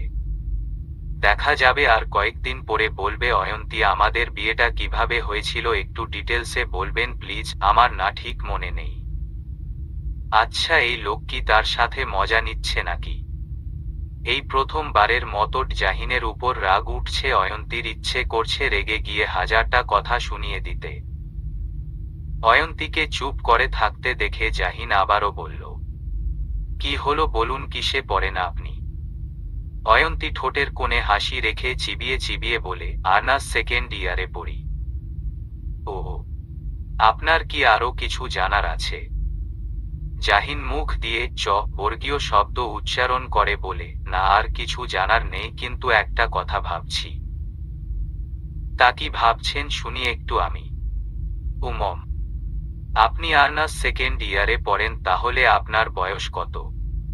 অয়ন্তী বাক্যহীন। এই লোকের মাথা খারাপ হয়ে গেছে নিশ্চয়ই, নির্বাচনের চাপে পড়ে। কি উল্টাপাল্টা কথা বলছে কখন থেকে? জাহিন নিজ মনে গড়গড় করে বলতে শুরু করল, আচ্ছা, আপনি 16 বছর বয়সে মেট্রিক দিয়েছেন আর ইন্টারমিডিয়েট দিয়েছেন 18 বছর বয়সে। তো আপনার বয়স গিয়ে দাঁড়ায় সব মিলিয়ে 21 বছর। আপনি আমার থেকে 10 বছরের ছোট অয়ন্তী ভাবা যায়। অয়ন্তীর রেগে কেঁদে দিতে ইচ্ছে করছে, নাকের পাটা ফুলে উঠছে ক্ষণে ক্ষণে। এখানে আর এক মুহূর্ত থাকা যাবে না। অয়ন্তী কিচ্ছু না বলে চলে যেতে নিবে তখনই জাহিন ভরাট গলায় বলে উঠে, অয়ন্তী আমার কাছে থেকে মানে এখানে থেকে পরীক্ষাগুলা দেওয়া যায় না। আমি কাইফকে বলে দিবে আপনাকে পরীক্ষার হলে দিয়ে আসবে, আবার নিয়েও আসবে। অন্য সময় হলে অয়ন্তী খুশি মনে জাহিনের বলা কথাটা মেনে নিত, কিন্তু এতক্ষণ জাহিন যা যা বলছে তাতে অয়ন্তীর রাগ এভারেস্টের চূড়ায় আছে। এত সহজে এই রাগ কমাবে না সে। অয়ন্তী ঠোঁট ফুলিয়ে নাকচ করে বলল, না দেওয়া যায় না, এখানে থেকে পরীক্ষায় দেওয়া যায় না। জাহিন হৃদয়ের মাঝে ভাঁজ ফেলে গম্ভীর গলায় বলে, কেন দেওয়া যায় না? অয়ন্তী চাপা গলায় চেঁচিয়ে বলে, দেওয়া যায় না মানে দেওয়া যায় না। জাহিন অয়ন্তীর কথার প্রত্যুত্তর না করে বসা থেকে উঠে অয়ন্তীর কাছে এসে অয়ন্তীর বাহু ধরে নিজের দিকে ফিরিয়ে থমথমে গলায় বলে, দেওয়া যাবে নাকি যাবে না সেটা আমি ঠিক করব। অয়ন্তী নজর নিচু রেখে ধরা গলায় বলে, আপনি কে বলার? জাহিন তুখর চোখে অয়ন্তীর নিচু মুখখানার দিকে তাকালো। সে কে মানে? দুনিয়ার সবাই জানে সে কে এই কথাটা, আর অয়ন্তী জানে না সে কে। ঠিক আছে, একমাত্র বউ যখন প্রশ্ন করেছে তার উত্তরও সে দিবে। জাহিন নম্র গলায় বলল, প্রশ্ন যেহেতু করেছেন উত্তর তো দিতেই হবে। উত্তরটা হলো, আই এম ইউর হাজবেন্ড। এবার মনে থাকবে আমি কে। অয়ন্তী মিহি গলায় বলে, স্বামী হলে বউয়ের মনের কথা বুঝতে পারতেন। জাহিন নিঃশব্দে হাসল।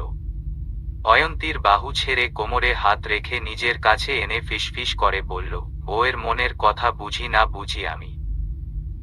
অয়ন্তী চোখ মুখে খিচে বন্ধ করে বলল, না। জাহিন ফু দিয়ে অয়ন্তীর অবাধ্য চুলগুলা মুখ থেকে সরিয়ে দিল। অয়ন্তী শুকনো ঢোক গিলে খামচে ধরল জাহিনের জ্যাকেট। জাহিন আগের ন্যায় বলল, বউয়ের মন বুঝি বলেই তো বলছি এখানে থেকেই পরীক্ষাগুলা দেওয়ার জন্য। না হলে বউ আমার বাপের বাড়ি গিয়ে স্বামীর চিন্তায় পড়াশোনা তো করতেই পারবে না, উল্টে আমার চিন্তায় চিন্তায় শুকিয়ে যাবে। অয়ন্তী চোখে মেলে তাকিয়ে জাহিনের কথা নাকচ করে বলে, এমনটা মোটেও না। তাই বুঝি? হুম। আপনি একটু বেশিই ভেবে বসে আছেন মিস্টার নেতা মশাই। জাহিন হাসল। বড্ড সুন্দর সেই হাসি। লোকটা হাসলে মারাত্মক সুন্দর লাগে অয়ন্তীর কাছে। কিন্তু এখানে হাসার কি হলো? হাসার তো কোনো কথা বলেনি সে। জাহিন শান্ত গলায় বলে, সুন্দর একটা নাম দিয়েছেন তো আমায় নেতা মশাই। ছদ্মনাম নামটা পছন্দ হয়েছে আমার। অবশ্য অনেকেই আমাকে নেতা সাহেব বলে ডাকে, কিন্তু নেতা মশাই বলে কেউ ডাকেনি, আপনিই প্রথম ডাকলেন। অয়ন্তী বিরস গলায় বলল, ভালো হয়েছে। আচ্ছা এসব কথা বাদ, পরীক্ষা কবে আপনার? আর 2 দিন পর। আচ্ছা আমি কাইফকে বলে দিব আপনাকে পরীক্ষার হলে পৌঁছে দিতে। এবার যান পড়তে বসেন গিয়ে, পরীক্ষায় ফেইল করলে খবর আছে। এটা সামান্য ইনকোর্স পরীক্ষা। ওকে, পড়তে বসুন গিয়ে। ছাড়ুন তাহলে। ও আচ্ছা। জাহিন অয়ন্তীকে ছেড়ে দিয়ে সোফায় বসে পড়ল। অয়ন্তী গিয়ে নিজের টেবিলে বসে পড়ল। অয়ন্তীও খুশি, জাহিনও খুশি, কেউ কাউকে ছাড়া থাকতে হবে না। জাহিন নিজের পার্টি অফিসে বসে আছে। ঘড়ির দিকে চেয়ে দেখে ঘন্টার কাঁটা 1টার ঘরে আর মিনিটের কাঁটা 15 ঘরে। ইতিমধ্যে পরীক্ষা শুরু হয়ে গেছে অয়ন্তীর। আজ অয়ন্তীর শেষ পরীক্ষা। সময় খুব তাড়াতাড়ি চলে যায়। অয়ন্তীর পরীক্ষাগুলা চোখের পলকে শেষ হয়ে গেল। সকাল বেলা যখন জাহিন তৈরি হচ্ছিল তখন অয়ন্তীর চেহারা দেখে বুঝতে পেরেছিল কিছু একটা বলতে চায় তাকে, কিন্তু জড়তার কারণে সেটা বলে উঠতে পারিনি। কিন্তু জাহিন স্পষ্ট বুঝতে পেরেছে অয়ন্তী কি চায় বা কি বলতে চায়। জাহিন চেয়েছিল মেয়েটা নিজ থেকে তার কাছে এসে নিজের মনের কথা ব্যক্ত করুক, কিন্তু না, অয়ন্তী সেটা করল না। জাহিনের তাতে রাগ উঠল অয়ন্তীর উপর। এত কিসের জোরতা এই মেয়ের এখনো বুঝে উঠতে পারছে না সে। আজ বাদে কাল কিছুমিছু করলে এক বাচ্চার মা হয়ে যাবে, আর এই মেয়ের এত জোরতা। জাহিন এসব ভেবেই দীর্ঘ নিঃশ্বাস ছাড়ল। পুনরায় ঘড়ির দিকে তাকালো, 1:21 বেজে গেছে। বউ যখন নিজ থেকে মনের কথা প্রকাশ করবে না তার কাছে, তখন নিজেই যা করার করতে হবে। ডেস্কের উপরে রাখা দুটি ফোন থেকে একটি ফোন হাতে নিয়ে কাইফকে কল করল। দুবার রিং হওয়ার পরপরেই কাইফ ফোন ধরল। হ্যাঁ ভাই। কই তুই? এই তো ভাবির কলেজের সামনে। তোর ভাবির পরীক্ষা কখন শেষ হয়? 5টার দিকে। ঠিক আছে, তুই চলে আয়। আমি চলে আসলে ভাবি কিভাবে আসবে তাহলে? আমার সাথে। আমি আসছি, তুই চলে আয়। আচ্ছা। জাহিন ফোন কেটে দেয়। জাহিন সকাল বেলায় বুঝতে পেরেছিল অয়ন্তীর মনের কথা। অয়ন্তী চেয়েছিল জাহিন যেন আজ তাকে পরীক্ষার হলে দিয়ে আসে, কিন্তু মেয়েটা বলতেই পারল না মুখ ফুটে। মেয়েদের বুক ফাটে তো মুখ ফোটে না। কি অদ্ভুত এই মেয়েদের চরিত্রের বৈশিষ্ট্য। জাহিন নুহাসকে বলে বেরিয়ে পড়ল। এখানেই 1:30টার উপরে বেজে গেছে, যেতে যেতে তো 4:30টা বাজবে, এটা সিউর জাহিন। জাহিন ড্রাইভ করছে আর কল্পনা করছে অয়ন্তী যখন তাকে কলেজ গেটের সামনে দেখবে তখন কেমন রিয়েকশন দিবে।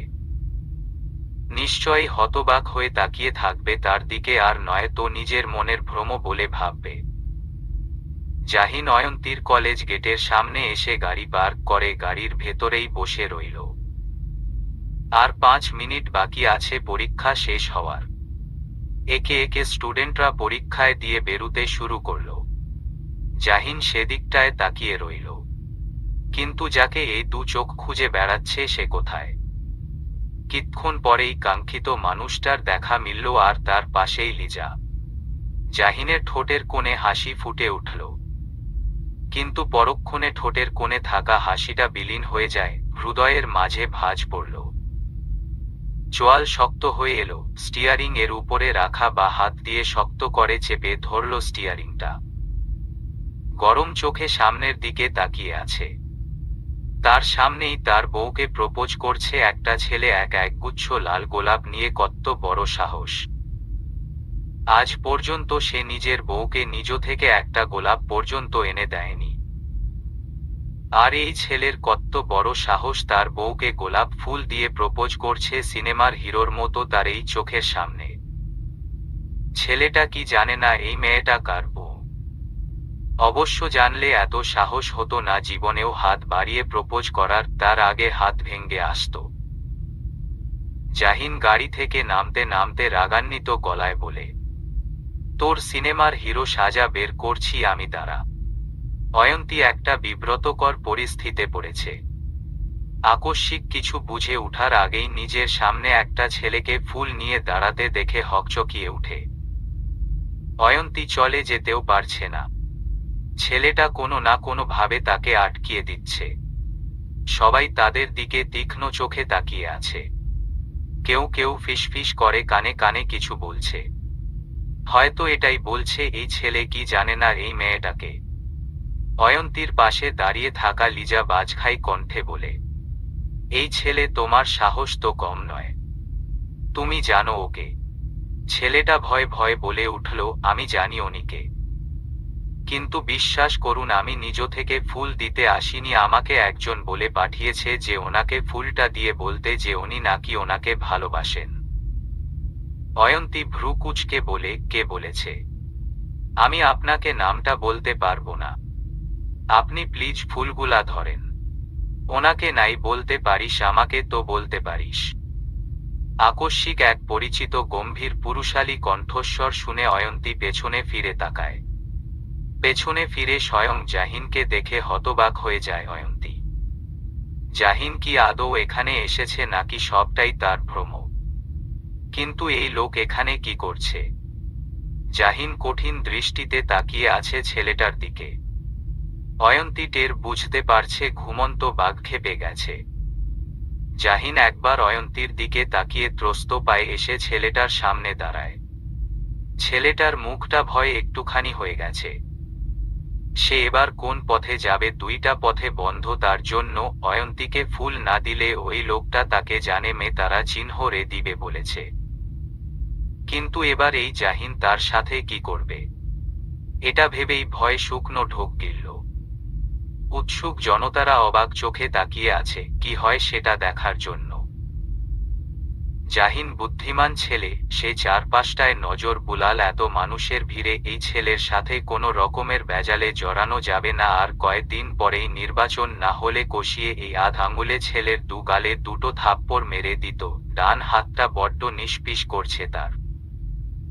জাহিন নিজেকে সামলে ঠোঁটের কোণে হাসি রেখে ছেলেটার হাত থেকে ফুলের তোড়াটা নিয়ে ফুলের ঘ্রাণ নিয়ে বলে, উমম, গোলাপ ফুলের তেমন ঘ্রাণ নেই। অয়ন্তী বড্ড অবাক হয় জাহিনের কথায়। গোলাপ ফুলের ঘ্রাণ নেই মানে কি? গোলাপ ফুলের সুগন্ধ তো সবাইকে বিমোহিত করে। আর এই লোক বলছে কি না গোলাপ ফুলের তেমন ঘ্রাণ নেই। জাহিন গোলাপ ফুলের একটা পাপড়ি ছিঁড়ে শান্ত স্বরে বলে, তাকে তোকে ওকালতি করতে পাঠিয়েছে। মানে আমার বউকে গোলাপ দিয়ে প্রেম নিবেদনের প্রস্তাব তোর মাধ্যমে কে দিয়ে পাঠিয়েছে? অয়ন্তী জাহিনকে এমন শান্ত গলায় কথা বলতে শুনে হকচকিয়ে উঠে। গলার শান্ত হলেও এই স্বরে মিশে আছে দাবানলের তাপ। ছেলেটা ভয় পেয়ে আমতা আমতা করে বলে, ভাই আমি তারে চিনি না। জাহিনের মেজাজ বিগড়ে যায়। চিনে না মানে কি? চিনোস না যখন তার জন্য ওকালতি করতে এসেছিস কেন শালা? জিহ্বার আগায় চলে এসেছে কথাটা তার। কোনো মতে দাঁতে দাঁত পিষে কথা গিলে ফেলল। জাহিন অনামিকা আঙ্গুল দ্বারা বা চোখের ভ্রুটা চুলকিয়ে রাগটা কন্ট্রোল করে বলে, আচ্ছা পরের বার এই নিম্নমানের ওকালতি করতে গেলে 1000 বার ভাববি। এবার যা। কথাটা শান্ত গলায় বললেও এখানে স্পষ্ট হুমকির আভাস রয়েছে। ছেলেটা কথাটা শোনা মাত্র জাহিন অয়ন্তীর দিকে তাকাতেই অয়ন্তী নজর সরিয়ে নেয়। আজ সে ভাগ্যিস এসেছিল, না হলে তো জানতেই পারত না তার বউকে কেউ প্রেমের প্রস্তাব দিয়ে পাঠিয়েছে। জাহিন আশেপাশে দাঁড়িয়ে থাকা জনগণদের সাথে সৌজন্যমূলক হাসি দিয়ে কয়েকটা কথা বলল। আস্তে আস্তে ভিড় কমে গেল। জাহিন লিজার সাথে কথা বলে অয়ন্তীর দিকে তাকিয়ে বলে, গাড়িতে গিয়ে বসুন। অয়ন্তী লিজাকে বিদায় জানিয়ে গাড়িতে গিয়ে বসল। জাহিনের হাতে এখনো ফুলের তোড়াটা রয়েছে, চাইলেও মাটিতে ছুঁড়ে ফেলতে পারছে না, তাই বাধ্য হয়ে নিজের সাথে করে নিয়ে গেল। গাড়ির সামনে ফুলের তোড়াটা রেখে গাড়ি স্টার্ট দিল। জাহিনের গাড়ি মিলিয়ে যেতেই দেয়ালের আড়াল থেকে বেরিয়ে আসে সুঠাম দেহের অধিকারী এক সুপুরুষ। চোখে মুখে রয়েছে বিষণ্ণতা। মাটির দিকে তাকিয়ে দীর্ঘ নিঃশ্বাস ফেলে জিহ্বা দ্বারা নিচের ঠোঁট ভিজিয়ে আকুতি ভরা গলায় আওড়ায়, তোমার পাশে আমার থাকার কথা ছিল অয়ন্তী। কিন্তু তুমি আজ অন্য কারো সাথে, অন্য কারোর পাশে, অন্য কারোর অর্ধাঙ্গিনী, হয়তো আর কয়েক মাস পরে অন্য কারোর সন্তানের মা হবে। কিন্তু এই সমস্ত কিছু আমার হওয়ার কথা ছিল। আজ শুধুমাত্র আমার মায়ের জন্য তোমাকে আমায় হারাতে হয়েছে। কথায় আছে মায়েরা নাকি সন্তানের ভালো চায়, কিন্তু আমার মা আমার ভালো করতে গিয়ে আমার জীবনটাই তছনছ করে দিল। কিন্তু আমি আজীবন তোমায় ভালোবেসে যাব অয়ন্তী, আজীবন। তোমায় দূর থেকেই না হয় ভালোবেসে জীবনটা কাটিয়ে দিব। বলতে বলতে পুরুষটির গাল বেয়ে গড়িয়ে পড়ল নোনা জল। জাহিন এক মনে ড্রাইভ করছে। অয়ন্তী আর চোখে বারবার স্বামীকে দেখছে। লোকটা কি খুব বেশি রেগে আছে? কিন্তু এখানে তার উপরে রাগার কি আছে? সে তো আর কাউকে বলে দেয়নি আমায় আসে প্রেমের প্রস্তাব দাও। অয়ন্তী এদিক ওদিক তাকিয়ে সামনের দিকে নজর পড়ে ফুলের তোড়াটা উপরে। হাত বাড়িয়ে ফুলের তোড়াটা নিতে যাবে, তৎক্ষণাৎ জাহিন ঝড়ে বেগে ফুলের তোড়াটা বা হাতে নিয়ে জানলা দিয়ে ছুঁড়ে বাইরে ফেলে দেয়। অয়ন্তী চোখ বড় বড় করে বলল, আরে এটা কি করলেন? ফেলে দিলেন কেন? জাহিন সাথে সাথে গাড়ির ব্রেক কষে ভ্রু কুঁচকে অয়ন্তীর দিকে ফিরে প্রশ্ন করে, তো কি করব? আরে এত সুন্দর ফুলগুলা এভাবে ফেলে দেওয়ার কোনো মানে আছে বলুন? বেচারা ফুলগুলা তো কোনো অপরাধ করেনি, শুধু শুধু তাদের উপরে কেন এই অবিচার? জাহিন অয়ন্তীর দিকে তীক্ষ্ণ চাউনি ফেলে বলল, গোলাপ বুঝি আপনার প্রিয় ফুল? হুমম। ও। পেছনে থেকে অন্য গাড়ির ড্রাইভাররা হর্ন বাজিয়ে যাচ্ছে এইভাবে মাঝ রাস্তায় গাড়ি থামানোর জন্য। জাহিন পুনরায় গাড়ি ড্রাইভ করাই মনোযোগ দিল। অয়ন্তী মন খারাপ করে বসে রইল। জাহিন আর চোখে বউকে দেখে গলা খাকারি দিল, কিন্তু চুপ রইল। কিছু দূর যেতে জাহিন গাড়ি সাইডে রেখে থামালো। জাহিন সিট বেল্ট খুলতে খুলতে বলে, আপনি বসুন, আমি আসছি। গাড়ি থেকে বের হবেন না কিন্তু। অয়ন্তীকে কিছু বলার সুযোগ না দিয়েই চলে গেল। সন্ধ্যা হয়ে গেছে, কুয়াশা পড়তে শুরু করেছে। তার মাঝে আবার পেটেও খুব খিদে পেয়েছে। কিন্তু এই জাহিন আবার কই চলে গেল? অয়ন্তী জানলা খুলে দিয়ে মাথা বের করে চারিদিকটা দেখল, কিন্তু জাহিনের হদিস নেই। প্রায় মিনিট 10 পর জাহিন আসল গাড়ির দরজা খুলে অয়ন্তীর কোলে মস্ত বড় এক লাল গোলাপের বুকে রেখে দিল। প্রায় 30 থেকে 40টার মতো গোলাপ হবে বুকেটার মাঝে। আকস্মিক এমনটা হওয়াতে অয়ন্তী হা হয়ে একবার জাহিনের দিক তো আরেকবার তার কোলে থাকা বুকেটার দিকে তাকাচ্ছে। জাহিন অয়ন্তীর এসব চাউনি পাত্তা না দিয়ে বুকেটার উপরে আরেকটা প্যাকেট রেখে সিট বেল্ট লাগিয়ে গাড়ি ড্রাইভে মনোনিবেশ করল। অয়ন্তী প্যাকেটের ফাঁক দিয়ে দেখে তাতে খাবার আর পানির বোতল। জাহিন বুঝল কি করে যে তার খিদে পেয়েছে। অয়ন্তী কিছুক্ষণ তোবদা মেরে বসে রইল। এসব কি? অয়ন্তী নির্লিপ্ততা ভঙ্গিতে কথাটা বলে জাহিনের পানে তাকালো। জাহিন ভাবলেশহীন গলায় বলে, খাবার আর বুকে। কিন্তু অয়ন্তী চুপচাপ খেয়ে নিন। অয়ন্তী আর কথা বলল না, একবার বুকেটা হাতে নিয়ে নাকের ধারে এনে চোখ বন্ধ করে গোলাপের মিষ্টি ঘ্রাণ প্রাণ ভরে নিয়ে পেছনের সিটে রেখে দেয়। খাবার প্যাকেট খুলে দেখে তাতে বিরিয়ানি। অয়ন্তী এক চামচ মুখে দিতে নিবে তখনই জাহিনের দিকে ফিরে নিজে না খেয়ে চামচটা জাহিনের মুখের দিকে এগিয়ে দেয়। জাহিন তা দেখে এক পল অয়ন্তীর দিকে তাকিয়ে সামনের দিকে ফিরে বলে, আপনি খান, আমি খাবো না। কিন্তু অয়ন্তী চামচটা ধরে রইল। জাহিন বুঝল সে না খেলে অয়ন্তী হাত সরাবে না। জাহিনও চুপচাপ খেয়ে নিল। পরপর অয়ন্তী আরো 5 বার এমনটা করল, জাহিনও খেয়ে নিল। মনে মনে বলল, বউয়ের হাতে খেতে ভালোই তো মজা। ভেবেই হাসল। রাতের অন্ধকারে একটি যুবক আর মধ্যবয়স্ক দুজন পুরুষ একসাথে বসে আলোচনা করছে কারোর সর্বনাশ করার বিষয় নিয়ে। যার সর্বনাশ করার বিষয় নিয়ে আলোচনা হচ্ছে সে আর কেউ নয়, জাহিন। জাহিনের আপন জনের আড়ালে থাকা শত্রু তারা চিহ্নদের গ্লাসে চুমুক দিয়ে বলে, চাইলে আমার প্ল্যানটা কাজে লাগাতে পারেন। তাতে ওই জাহিন নির্বাচনের কাজে নয়, বউকে খুঁজতে ব্যস্ত থাকবে। খলিল তালুকদার বলল, কিন্তু এতে যদি কোনো সমস্যার সৃষ্টি হয়? যুবকটি বাঁকা হেসে বলল, সমস্যার ভয় পাচ্ছেন, আবার নির্বাচনের বিজয়ী হতে চাইছেন। আগে আপনি কি চান সেটা ঠিক করেন। মিজান সাহেব বলেন, কিন্তু কাজটা কে করবে? খলিল তালুকদার বলেন, আমার লোক আছে। যুবকটি বলল, তাহলে তাকে ফোন করুন। খলিল তালুকদার আতিককে ফোন করে বলল, একটা কাজ করতে হবে। কি কাজ? একজনকে কিডন্যাপ করতে হবে। কাকে? সেটা পরে বলি, আগে বলো কত লাগবে। আগে এটা বলুন, ছেলে নাকি মেয়ে? মেয়ে। আতিক নাকচ করে বলল, মেয়ে মানুষ কিডন্যাপ করার বিষয়ে আমি নেই। কেন? কারণ আমি মেয়েদের অনেক সম্মান করি। আর আমার লোকজন মেয়েদের গায়ে হাত দিবে সেটা আমি টলারেট করতে পারবো না। আপনি অন্য কাউকে খুঁজে নিন। খলিল তালুকদারকে কিছু বলার সুযোগ না দিয়েই কেটে দেয় ফোন। মিজান সাহেব বলল, কি বলল? কাজটা ও করবে না? মেয়ে সম্পর্কিত কোনো বিষয় ও জড়িত হবে না। যুবকটি তা শুনে কাঁধ নাচিয়ে বলে, ওকে সে না করুন, অন্য কেউ করবে। ভাত ছিটালে যেমন কাকের অভাব হয় না, তেমনি টাকা ছিটালোর এসব মানুষের অভাব হয় না। কাজটা কবে করা হবে? যুবকটি বসা থেকে উঠে বলে, যেদিন প্রতীক বরাদ্দ করা হবে ওই দিন।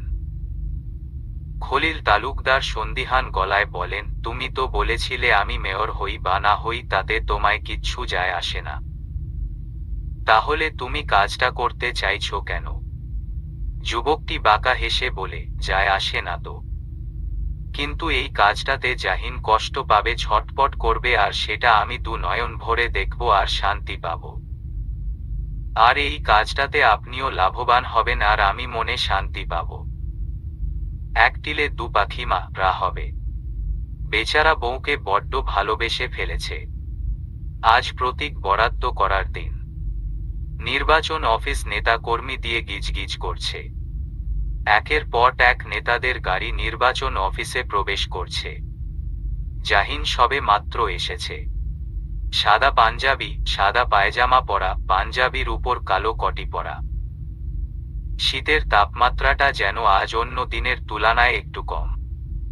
জাহিন নির্বাচন অফিসের করিডোরে পা রাখতেই কারো কাঁধের সাথে ধাক্কা লাগে। জাহিনের দলের লোকেরা তা দেখে লোকটিকে কিছু বলতে যাবে তার আগেই লোকটি তড়িৎ বেগে অনুনয় গলায় বলে, সরি সরি, আমি বুঝতে পারিনি। জাহিন আস্তে করে বলে, ইটস ওকে। জাহিন কথাটা বলে চলে যায় ভেতরে। কিন্তু সে এটা বুঝতে পারেনি তার কাছ থেকে যে মূল্যবান এক জিনিস নিয়ে গেছে লোকটা। লোকটা কিছু দূরে গিয়ে বাঁকা হেসে নিজের পকেট থেকে একটা কালো রঙের জড় বস্তু বের করল। এটার মাধ্যমে যে আজ বড় কিছু ঘটতে চলেছে যেটা জাহিন জানে না, অবশ্য জাহিনের জানারও কথা নয়। তার কল্পনার বাহিরে আজ কিছু হতে চলেছে। শারাফের আজ অফ ডে। সে কায়দা করে ছুটি নিয়েছে যাতে করে প্রতীক বরাদ্দ হওয়ার দিন তাকে ডিউটিতে না পড়তে হয়। এত এত নেতাদের আর মানুষের ভিড়ের মাঝে থাকতে তার একদম ভালো লাগে না। কিন্তু নির্বাচনের দিন কিছুতেই ছুটি পাবে না সে, এটা শিওর। প্রতীক বরাদ্দ হওয়ার 20 দিন পরেই নির্বাচন। এই নির্বাচনের দিন কি যে হবেই সেটাই সে ভাবছে। গত 5 বছর আগে যা ঘটেছিল তা ভেবেই শারাফ ভয়ে শিউরে ওঠে। যদিও 5 বছর আগে সে পুলিশ ছিল না, ছিল একজন সাধারণ জনগণ। কিন্তু এবার তার উপর দিয়ে সবটা ধকল যাবে, সবটা। শারাফ এসব ভেবে দীর্ঘ নিঃশ্বাস ছাড়ল। মনে পড়ে গেল লিজার কথা। লিজার সাথে প্রায় অনেক দিন কথা হয় না, মাঝে একবার ফোন দিয়েছে, তখন জানতে পেরেছিল লিজার পরীক্ষা, তাই আর ফোন দিয়ে বিরক্ত করেনি। কিন্তু এখন তো পরীক্ষা শেষ, এবার একটু আধটু বিরক্ত করাই যেতে পারে, তাতে ক্ষতি কি? শারাফ চেয়ারে শরীরটা হেলিয়ে দিয়ে লিজার নাম্বারও কল করল, কিন্তু ফোন থেকে ভেসে আসলো নাম্বারটি এই মুহূর্তে ব্যস্ত আছে। শারাফ এটা শুনে সাথে সাথে সোজা হয়ে বসে কপালে ভাঁজ ফেলে বলে, ব্যস্ত আছে মানে? শারাফ পুনরায় ফোন করল, এবারও একই কথা, নাম্বারটি ব্যস্ত আছে। পরপর দুবার ফোন করল, না, নাম্বার ব্যস্ত আছে বলছে। তার নাম্বারটা কোনোভাবে লিজা ব্লক করে দেয়নি তো? শারাফ ফোনে থাকা অন্য সিম দিয়ে লিজার নাম্বার ডায়াল করতেই বিনা বাধায় কল ঢুকে পড়ে। শারাফ বুঝল তার নাম্বারটা আসলেই এই মেয়ে ব্লক মেরে দিয়েছে। কত বড় সাহস, নাম্বার ব্লক করে দিয়েছে তার। আজ এই মেয়ের একদিন কি তার একদিন। লিজা ফোন ধরে মিষ্টি গলায় বলে, হ্যালো, আসসালামু আলাইকুম, কে বলছেন? শারাফের রাগ গলে বাষ্প হয়ে গেছে। যতটুকু ক্রোধ জন্ম নিয়েছিল মনের মাঝে, লিজার মিষ্টি গলার স্বর শুনে সব ভেনিস হয়ে গেছে। মেয়েরা এটা খুব ভালো জানে ছেলেদের কি করে বশে আনা যায়, হয় নিজের রূপের জাদু দিয়ে, নয় মিষ্টি মিষ্টি কথা বলে। শারাফ মৃদু হেসে বলে, তোমার ভবিষ্যৎ 3 অক্ষরের জামাই বলছিলাম। লিজা 3 অক্ষরের জামাই কথাটা শোনা মাত্রই শোয়া থেকে তোরাক করে উঠে বলে, আপনি আবার আমায় ফোন করেছেন? সারাফ ভারী গলায় প্রশ্ন করল, আমার ওই নাম্বারটায় ব্লক দিয়েছ কেন? লিজা ঝাঝালো গলায় বলে, 100 বার দিব, 1000 বার দিব। আমার ফোন, আমি যাকে খুশি তাকে ব্লক দিব, তাতে আপনার কি প্রবলেম? সারাফ রসিয়ে রসিয়ে বলল, ভবিষ্যতের 2 অক্ষরের বউ আমার এভাবে কথা বলে না। এই কি কখন থেকে জামাই বউ করছেন আপনি? আমি আপনার বউ কবে হলাম আর আপনি আমার জামাই কবে হলেন? সারাফ আরাম করে বসে গলার স্বর টেনে টেনে বলে, হবে হবে। ভবিষ্যতে আমার বউ হবে তুমি, আবার সাথে বাচ্চার মাও হবে। লিজা হতবাক হয়ে যায় লোকটার কথা শুনে। চেঁচিয়ে বলে, এই আপনি কে বলুন তো? আপনার সাথে আমি দেখা করতে চাই। আপনার নাম আর ঠিকানা বলুন। ওমা, ওই দিন তো বললে দেখা করবে না। আজ দেখা করতে চাইছো যে, ব্যাপার কি? এই এত আজাইরা কথা না বলে বলুন কবে দেখে করতে পারবেন? সারাফ কবি কবি ভাব নিয়ে বলল, হবে তো দেখা আমাদের। যখন দেখা হবে তখন তোমায় পালকিতে করে ঘরে তুলে আনার ব্যবস্থা করে রেখে আসব। এখন রাখি, ভবিষ্যতের 2 অক্ষরের বউ। তোমার মাথা গরম হয়ে গেছে। পরে কথা হবে, আর সাবধান, নাম্বার ব্লক করবে না একদম। বলেই কল কেটে দেয়। লিজা হতভম্ব হয়ে বসে রইল। এই লোক কি বলল তাকে? কে এই লোক? কণ্ঠটা কেমন জানি চেনা চেনা লাগে, কোথায় যেন শুনেছে মনে হয়, কিন্তু ঠাউর করতে পারছে না। লন্ড্রি থেকে আসা জাহিনের কাপড়গুলা এক এক করে অয়ন্তী যত্ন করে আলমারিতে তুলে রাখছে। সব কাপড়গুলা তুলে রাখা শেষ হলে অয়ন্তী আলমারির নিচ থেকে উপর পর্যন্ত নজর বুলাল। পুরো আলমারিটা সাদা রঙের কাপড় দিয়ে ভরপুর। জাহিনের শার্ট, পাঞ্জাবি, পাজামা সব সাদা রঙের, শুধু প্যান্টগুলা কালো রঙের মধ্যে। অয়ন্তীর নজর পড়ে একটা তাকের কোনায় একটা প্যাকেটের উপরে। অয়ন্তী হাত বাড়িয়ে প্যাকেটটা নিয়ে তাতে কি আছে দেখার জন্য কাপড়টা বের করতেই তা দেখে চোখ দুটো বড় বড় হয়েছে। মনে পড়ে যায় সেই রাতের ঘটনা, যেই রাতে জাহিন ভুল করে তার জন্য একটা নাইটি নিয়ে এসে পড়েছিল। কি বিব্রতকর পরিস্থিতিতে পড়তে হয়েছিল দুজনকে ওই সময়। অয়ন্তী এসব মনে করে হেসে উঠে। অয়ন্তী প্যাকেটটা আগের জায়গাতে রেখে আলমারি লক করতেই মেসেজ আসার শব্দ হয় ফোনে।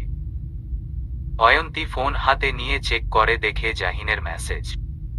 অয়ন্তী, ঠিক 5টা দিকে আপনাকে একজন পিক করতে আসবে বাড়ি থেকে। প্লিজ একটু রেডি হয়ে থাকবেন, আপনার জন্য একটা সারপ্রাইজ আছে। অয়ন্তীর ভ্রু কুঁচকে আসে জাহিনের এমন মেসেজ দেখে। জাহিন তাকে হঠাৎ রেডি হয়ে থাকতে বলছে কেন? আর কি সারপ্রাইজ দিবে তাকে? কিন্তু আজ তো জাহিন অনেক ব্যস্ততার মধ্যে থাকার কথা, তাহলে তাকে হঠাৎ এমন মেসেজ দেওয়ার অর্থ কি? এমন সময় যারা ভাবি বলতে বলতে রুমে ঢুকে। ভাবিকে এমন চিন্তিত হয়ে বসে থাকতে দেখে যারা বলে, ভাবি কি হয়েছে? অয়ন্তী চমকে উঠে যারার কথা শুনে। যারা এগিয়ে এসে বলে, কিছু কি হয়েছে ভাবি? কিছু হয়নি, কিন্তু তোমার ভাইয়া এমন একটা মেসেজ কেন দিল বুঝতে পারছি না। কি মেসেজ দিয়েছে? অয়ন্তী ফোনটা যারার দিকে এগিয়ে দিয়ে বলে, এই যে দেখো।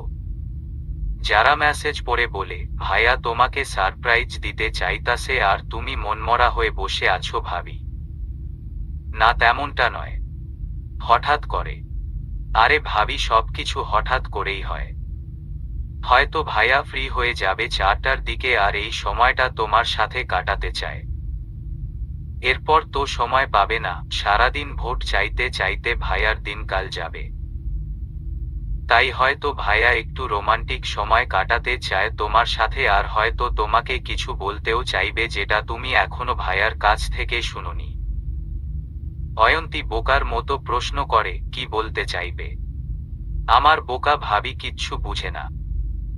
উপন্যাসে পড়োনি নায়ক যখন নায়িকা সারপ্রাইজ দেওয়ার কথা বলে তখন কি বলে বাকু করে?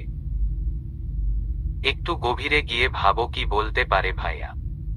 অয়ন্তী কিছু একটা ভেবে লজ্জায় গাল দুটো লাল হয়ে যায়।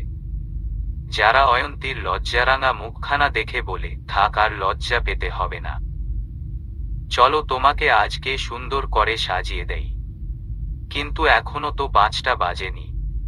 আরে প্রস্তুতির একটা ব্যাপার আছে না? কিন্তু তার আগে তোমার ভাইয়াকে একটা কল করো। ঠিক আছে। যারা কল করলো ভাইকে, কিন্তু জাহিন কল কেটে দিল। যারা বলল ভাইয়া মনে হয় ব্যস্ত তাই কল কেটে দিচ্ছে। কথাটা বলে যারা অয়ন্তীকে নিয়ে আলমারির সামনে গিয়ে দাঁড়ায়। আলমারি থেকে একের পর এক শাড়ি নিয়ে অয়ন্তীর গায়ে দিয়ে দেখছে অয়ন্তীকে কোনটাতে সবচেয়ে সুন্দর লাগে, আর অয়ন্তী দাঁড়িয়ে যারার করা পাগলামি গুলা দেখছে। প্রতীক নির্ধারণ করা হয়ে গেছে। ধীরে ধীরে সবাই নির্বাচন অফিস থেকে বের হতে শুরু করেছে। জাহিন আর খলিল তালুকদার মুখোমুখি হয়েছে, তবে কেউ কোনো কথা বলেনি। খলিল তালুকদার শুধু বাঁকা হেসে জাহিনকে পাশ কাটিয়ে চলে যান। জাহিনের কেন জানি খলিল তালুকদারের এই বাঁকা হাসিটা ভালো লাগলো না, কেমন জানি রহস্যময় লাগলো তার কাছে। এই হাসির মাঝে লুকিয়ে আছে অন্য কিছুর আভাস, যেটার আভাস জাহিন বুঝতে পারলেও কি হতে চলেছে বুঝতে পারছে না। জাহিন পকেটে হাত ঢুকিয়ে ফোন বের করলো, অন্য পকেটে হাত ঢুকিয়ে আরেকটা ফোন খুঁজার প্রচেষ্টা করলো, কিন্তু না, ফোন নেই কোনো পকেটে। গেল কোথায়? কোথাও হারিয়ে ফেলেনি তো? কিন্তু না, তার স্পষ্ট মনে আছে সে 2টা ফোনেই পকেটের মধ্যে রেখেছে, তাহলে গেল কোথায়? নুহাস বলল, কি হয়েছে ভাই? আরেকটা ফোন পাচ্ছি না। মানে? মানে একটা ফোনটা হারিয়ে ফেলেছি আমি। আমি কল করছি, দাঁড়াও। নুহাস কল করল। কল ঢুকলো কিন্তু কেউ ধরল না। নুহাস বলল, ভাই কারো হাতে যদি পড়তো তাহলে তো ধরতো, কিন্তু কেউ ধরেনি। সব জায়গাতে ফোন খোঁজা হলো কিন্তু পাওয়া গেল না। বাধ্য হয়ে সবাই গাড়িতে উঠে বসল। গাড়িতে উঠে বসতেই জাহিনের নজর পড়ে সিটের নিচে পড়ে আছে ফোনটা। জাহিন ফোনটা হাতে নিয়ে ভাবল হয়তো কোনোভাবে পকেট থেকে পড়ে গেছে। কাইফ বলল, কই যাবেন, বাড়িতে নাকি পার্টি অফিসে? পার্টি অফিসে চল, প্রচারণা কাজ শুরু করতে হবে। ঘড়ির কাঁটায় 4টা বাজতে 5 মিনিট বাকি। অয়ন্তীকে সুন্দর করে যারা সাজিয়ে দিয়েছে। লেভেন্ডার কালারটা যেন অয়ন্তীর গায়ে খুব সুন্দর হয়ে ফুটে উঠেছে। সাজ বলতে শুধু চোখে গাঢ় করে কাজল দিয়েছে আর ঠোঁট জোড়া গোলাপি লিপস্টিক দিয়ে রাঙিয়েছে, তাতেই অয়ন্তীকে অপূর্ব লাগছে। খোপার এক সাইডে 2টা বড় লাল গোলাপ গুজে দিয়ে যারা অয়ন্তীকে পা থেকে মাথা পর্যন্ত পরক করে। আহ, ভাবি তোমাকে সত্যি আজ অপূর্ব লাগছে দেখতে। ভাইয়া নিশ্চিত আজ ছোটখাটো একটা হার্ট অ্যাটাক করবে। অয়ন্তী লাজুক হাসল। সত্যি কি আজ তার নেতা মশাই তাকে দেখে হার্ট অ্যাটাক করবে? আজকের রাতটা কি তার জীবনে বিশেষ একটা রাত হতে চলেছে, যেই রাতটা সারা জীবন মনের মণিকোঠায় রেখে দেওয়া যাবে। যারা তারা দিয়ে বলে, ভাবি এবার জলদি চলো নিচে, হয়তো গাড়ি অপেক্ষা করছে তোমার জন্য। অয়ন্তী মুচকি হেসে ফোন আর হ্যান্ড ব্যাগ নিয়ে বের হয়ে পড়ল। শেখ বাড়ির মেইন গেট থেকে বের হয়ে দেখে জাহিনের গাড়ি দাঁড়িয়ে আছে। যারা এসেছে অয়ন্তীকে এগিয়ে দিতে। অয়ন্তী যারাকে হাত নাড়িয়ে টাটা দিয়ে গাড়িতে উঠে বসে। কিছুক্ষণ পরেই গাড়ি চলতে শুরু করল। গাড়িটা চোখের আড়ালে মিলিয়ে গেলে যারা বাড়ির ভেতরে চলে আসে। অয়ন্তী চুপচাপ পেছনের সিটে বসে আছে। যে ড্রাইভ করছে তার দিকে এক পলক তাকালো, মুখে কালো মাস্ক পরে আছে লোকটা। অয়ন্তী ফোনের পাওয়ার অন করে টাইমটা দেখল। আধ ঘন্টা হয়ে গেছে, এখনো জাহিনের দেখা পাচ্ছে না। লোকটা কত দূরে আছে যে এত সময় লাগছে যেতে? অয়ন্তী ড্রাইভারকে প্রশ্ন করল, আর কতক্ষণ লাগবে?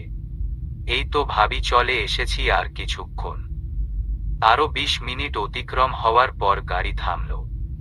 অয়ন্তী বুঝল তার মানে সে এসে গেছে।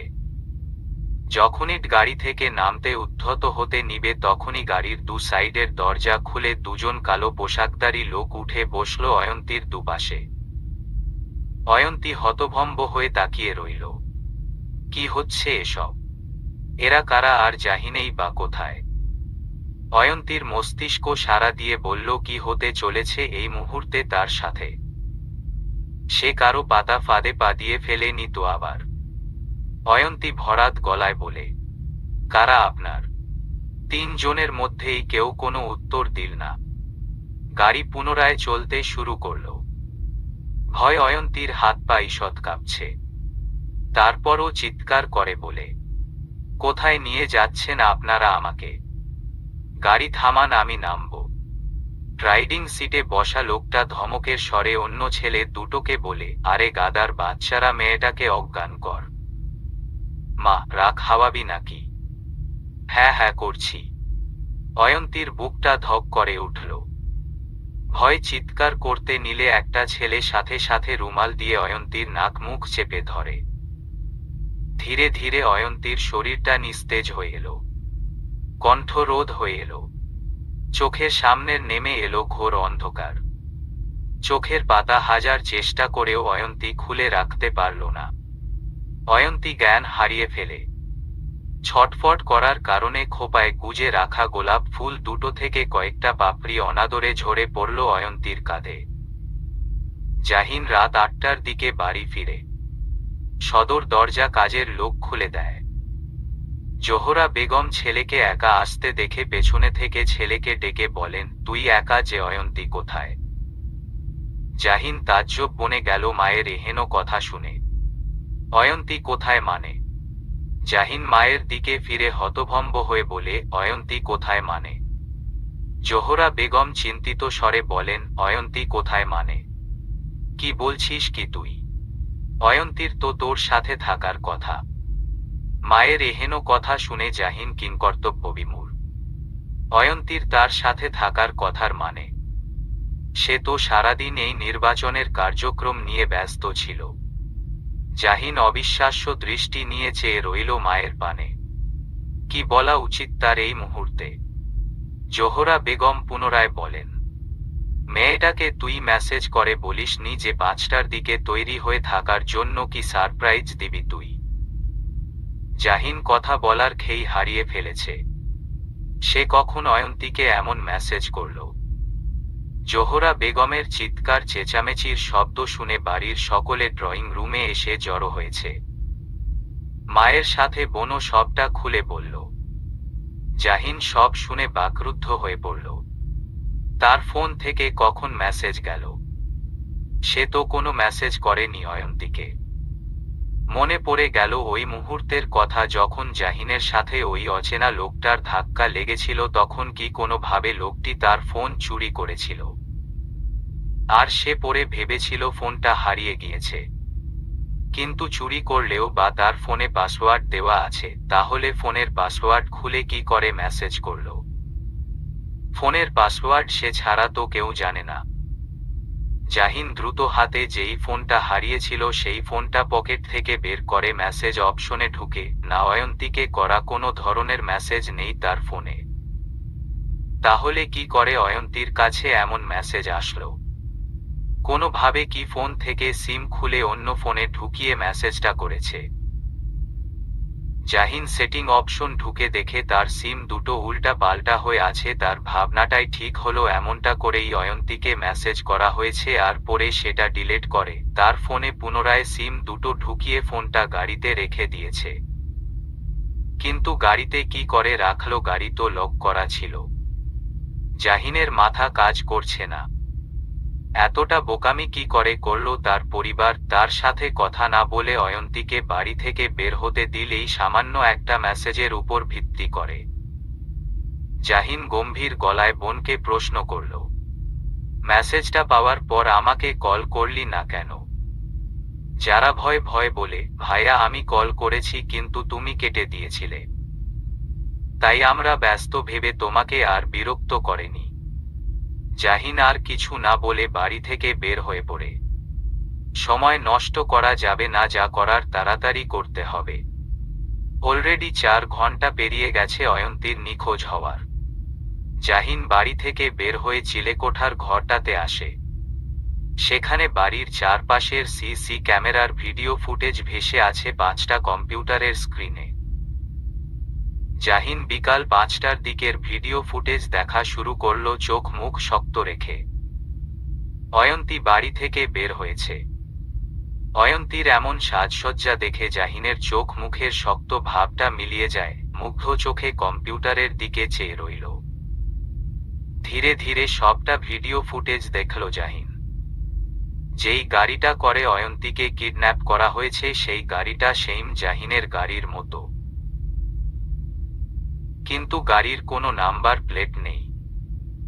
সম্পূর্ণ সিসিটিভি ফুটেজ দেখে গায়ের কটিটা খুলতে খুলতে চিলেকোঠার ঘর থেকে জাহিন বের হলো। বের হয়েই হাতের কটিটা রাগে দূরে ছুঁড়ে ফেলল। এই ঠান্ডার মাঝেও তার শরীর ঘামছে। ভিডিওতে দেখা অয়ন্তীর হাসি খুশি মুখটা চোখের সামনে ভেসে উঠছে বারবার। কতটা খুশি ছিল মেয়েটা, আর সেই হাসি খুশি চেহারার মেয়েটা কি অবস্থায় আছে এখন। এসব ভেবেই জাহিনের চোয়াল শক্ত হয়ে এলো। নিজেকে শান্ত রাখা যেন বড্ড দুর্বিষহ হয়ে পড়ছে তার জন্য। কি করে অয়ন্তীকে খুঁজে বের করবে? বড্ড ক্লান্ত লাগছে নিজেকে আজকে। চিলেকোঠার ঘরটার সিঁড়ির মাঝেই জাহিন ধপ করে বসে পড়ল। জাহিনের দিকে সকলেই হতবাক হয়ে তাকিয়ে আছে। জাহিন জোরে জোরে শ্বাস ফেলছে, ক্রোধে তার শরীর কাঁপছে। হাত মুষ্টি বদ্ধ করে রেখে চেয়ে রইল লাইটের আলো পড়া সবুজ ঘাসের দিকে। মনে মনে বারবার বলছে, কোথায় খুঁজবো আপনাকে অয়ন্তী, কোথায় খুঁজবো আপনাকে এই এত বড় শহরে।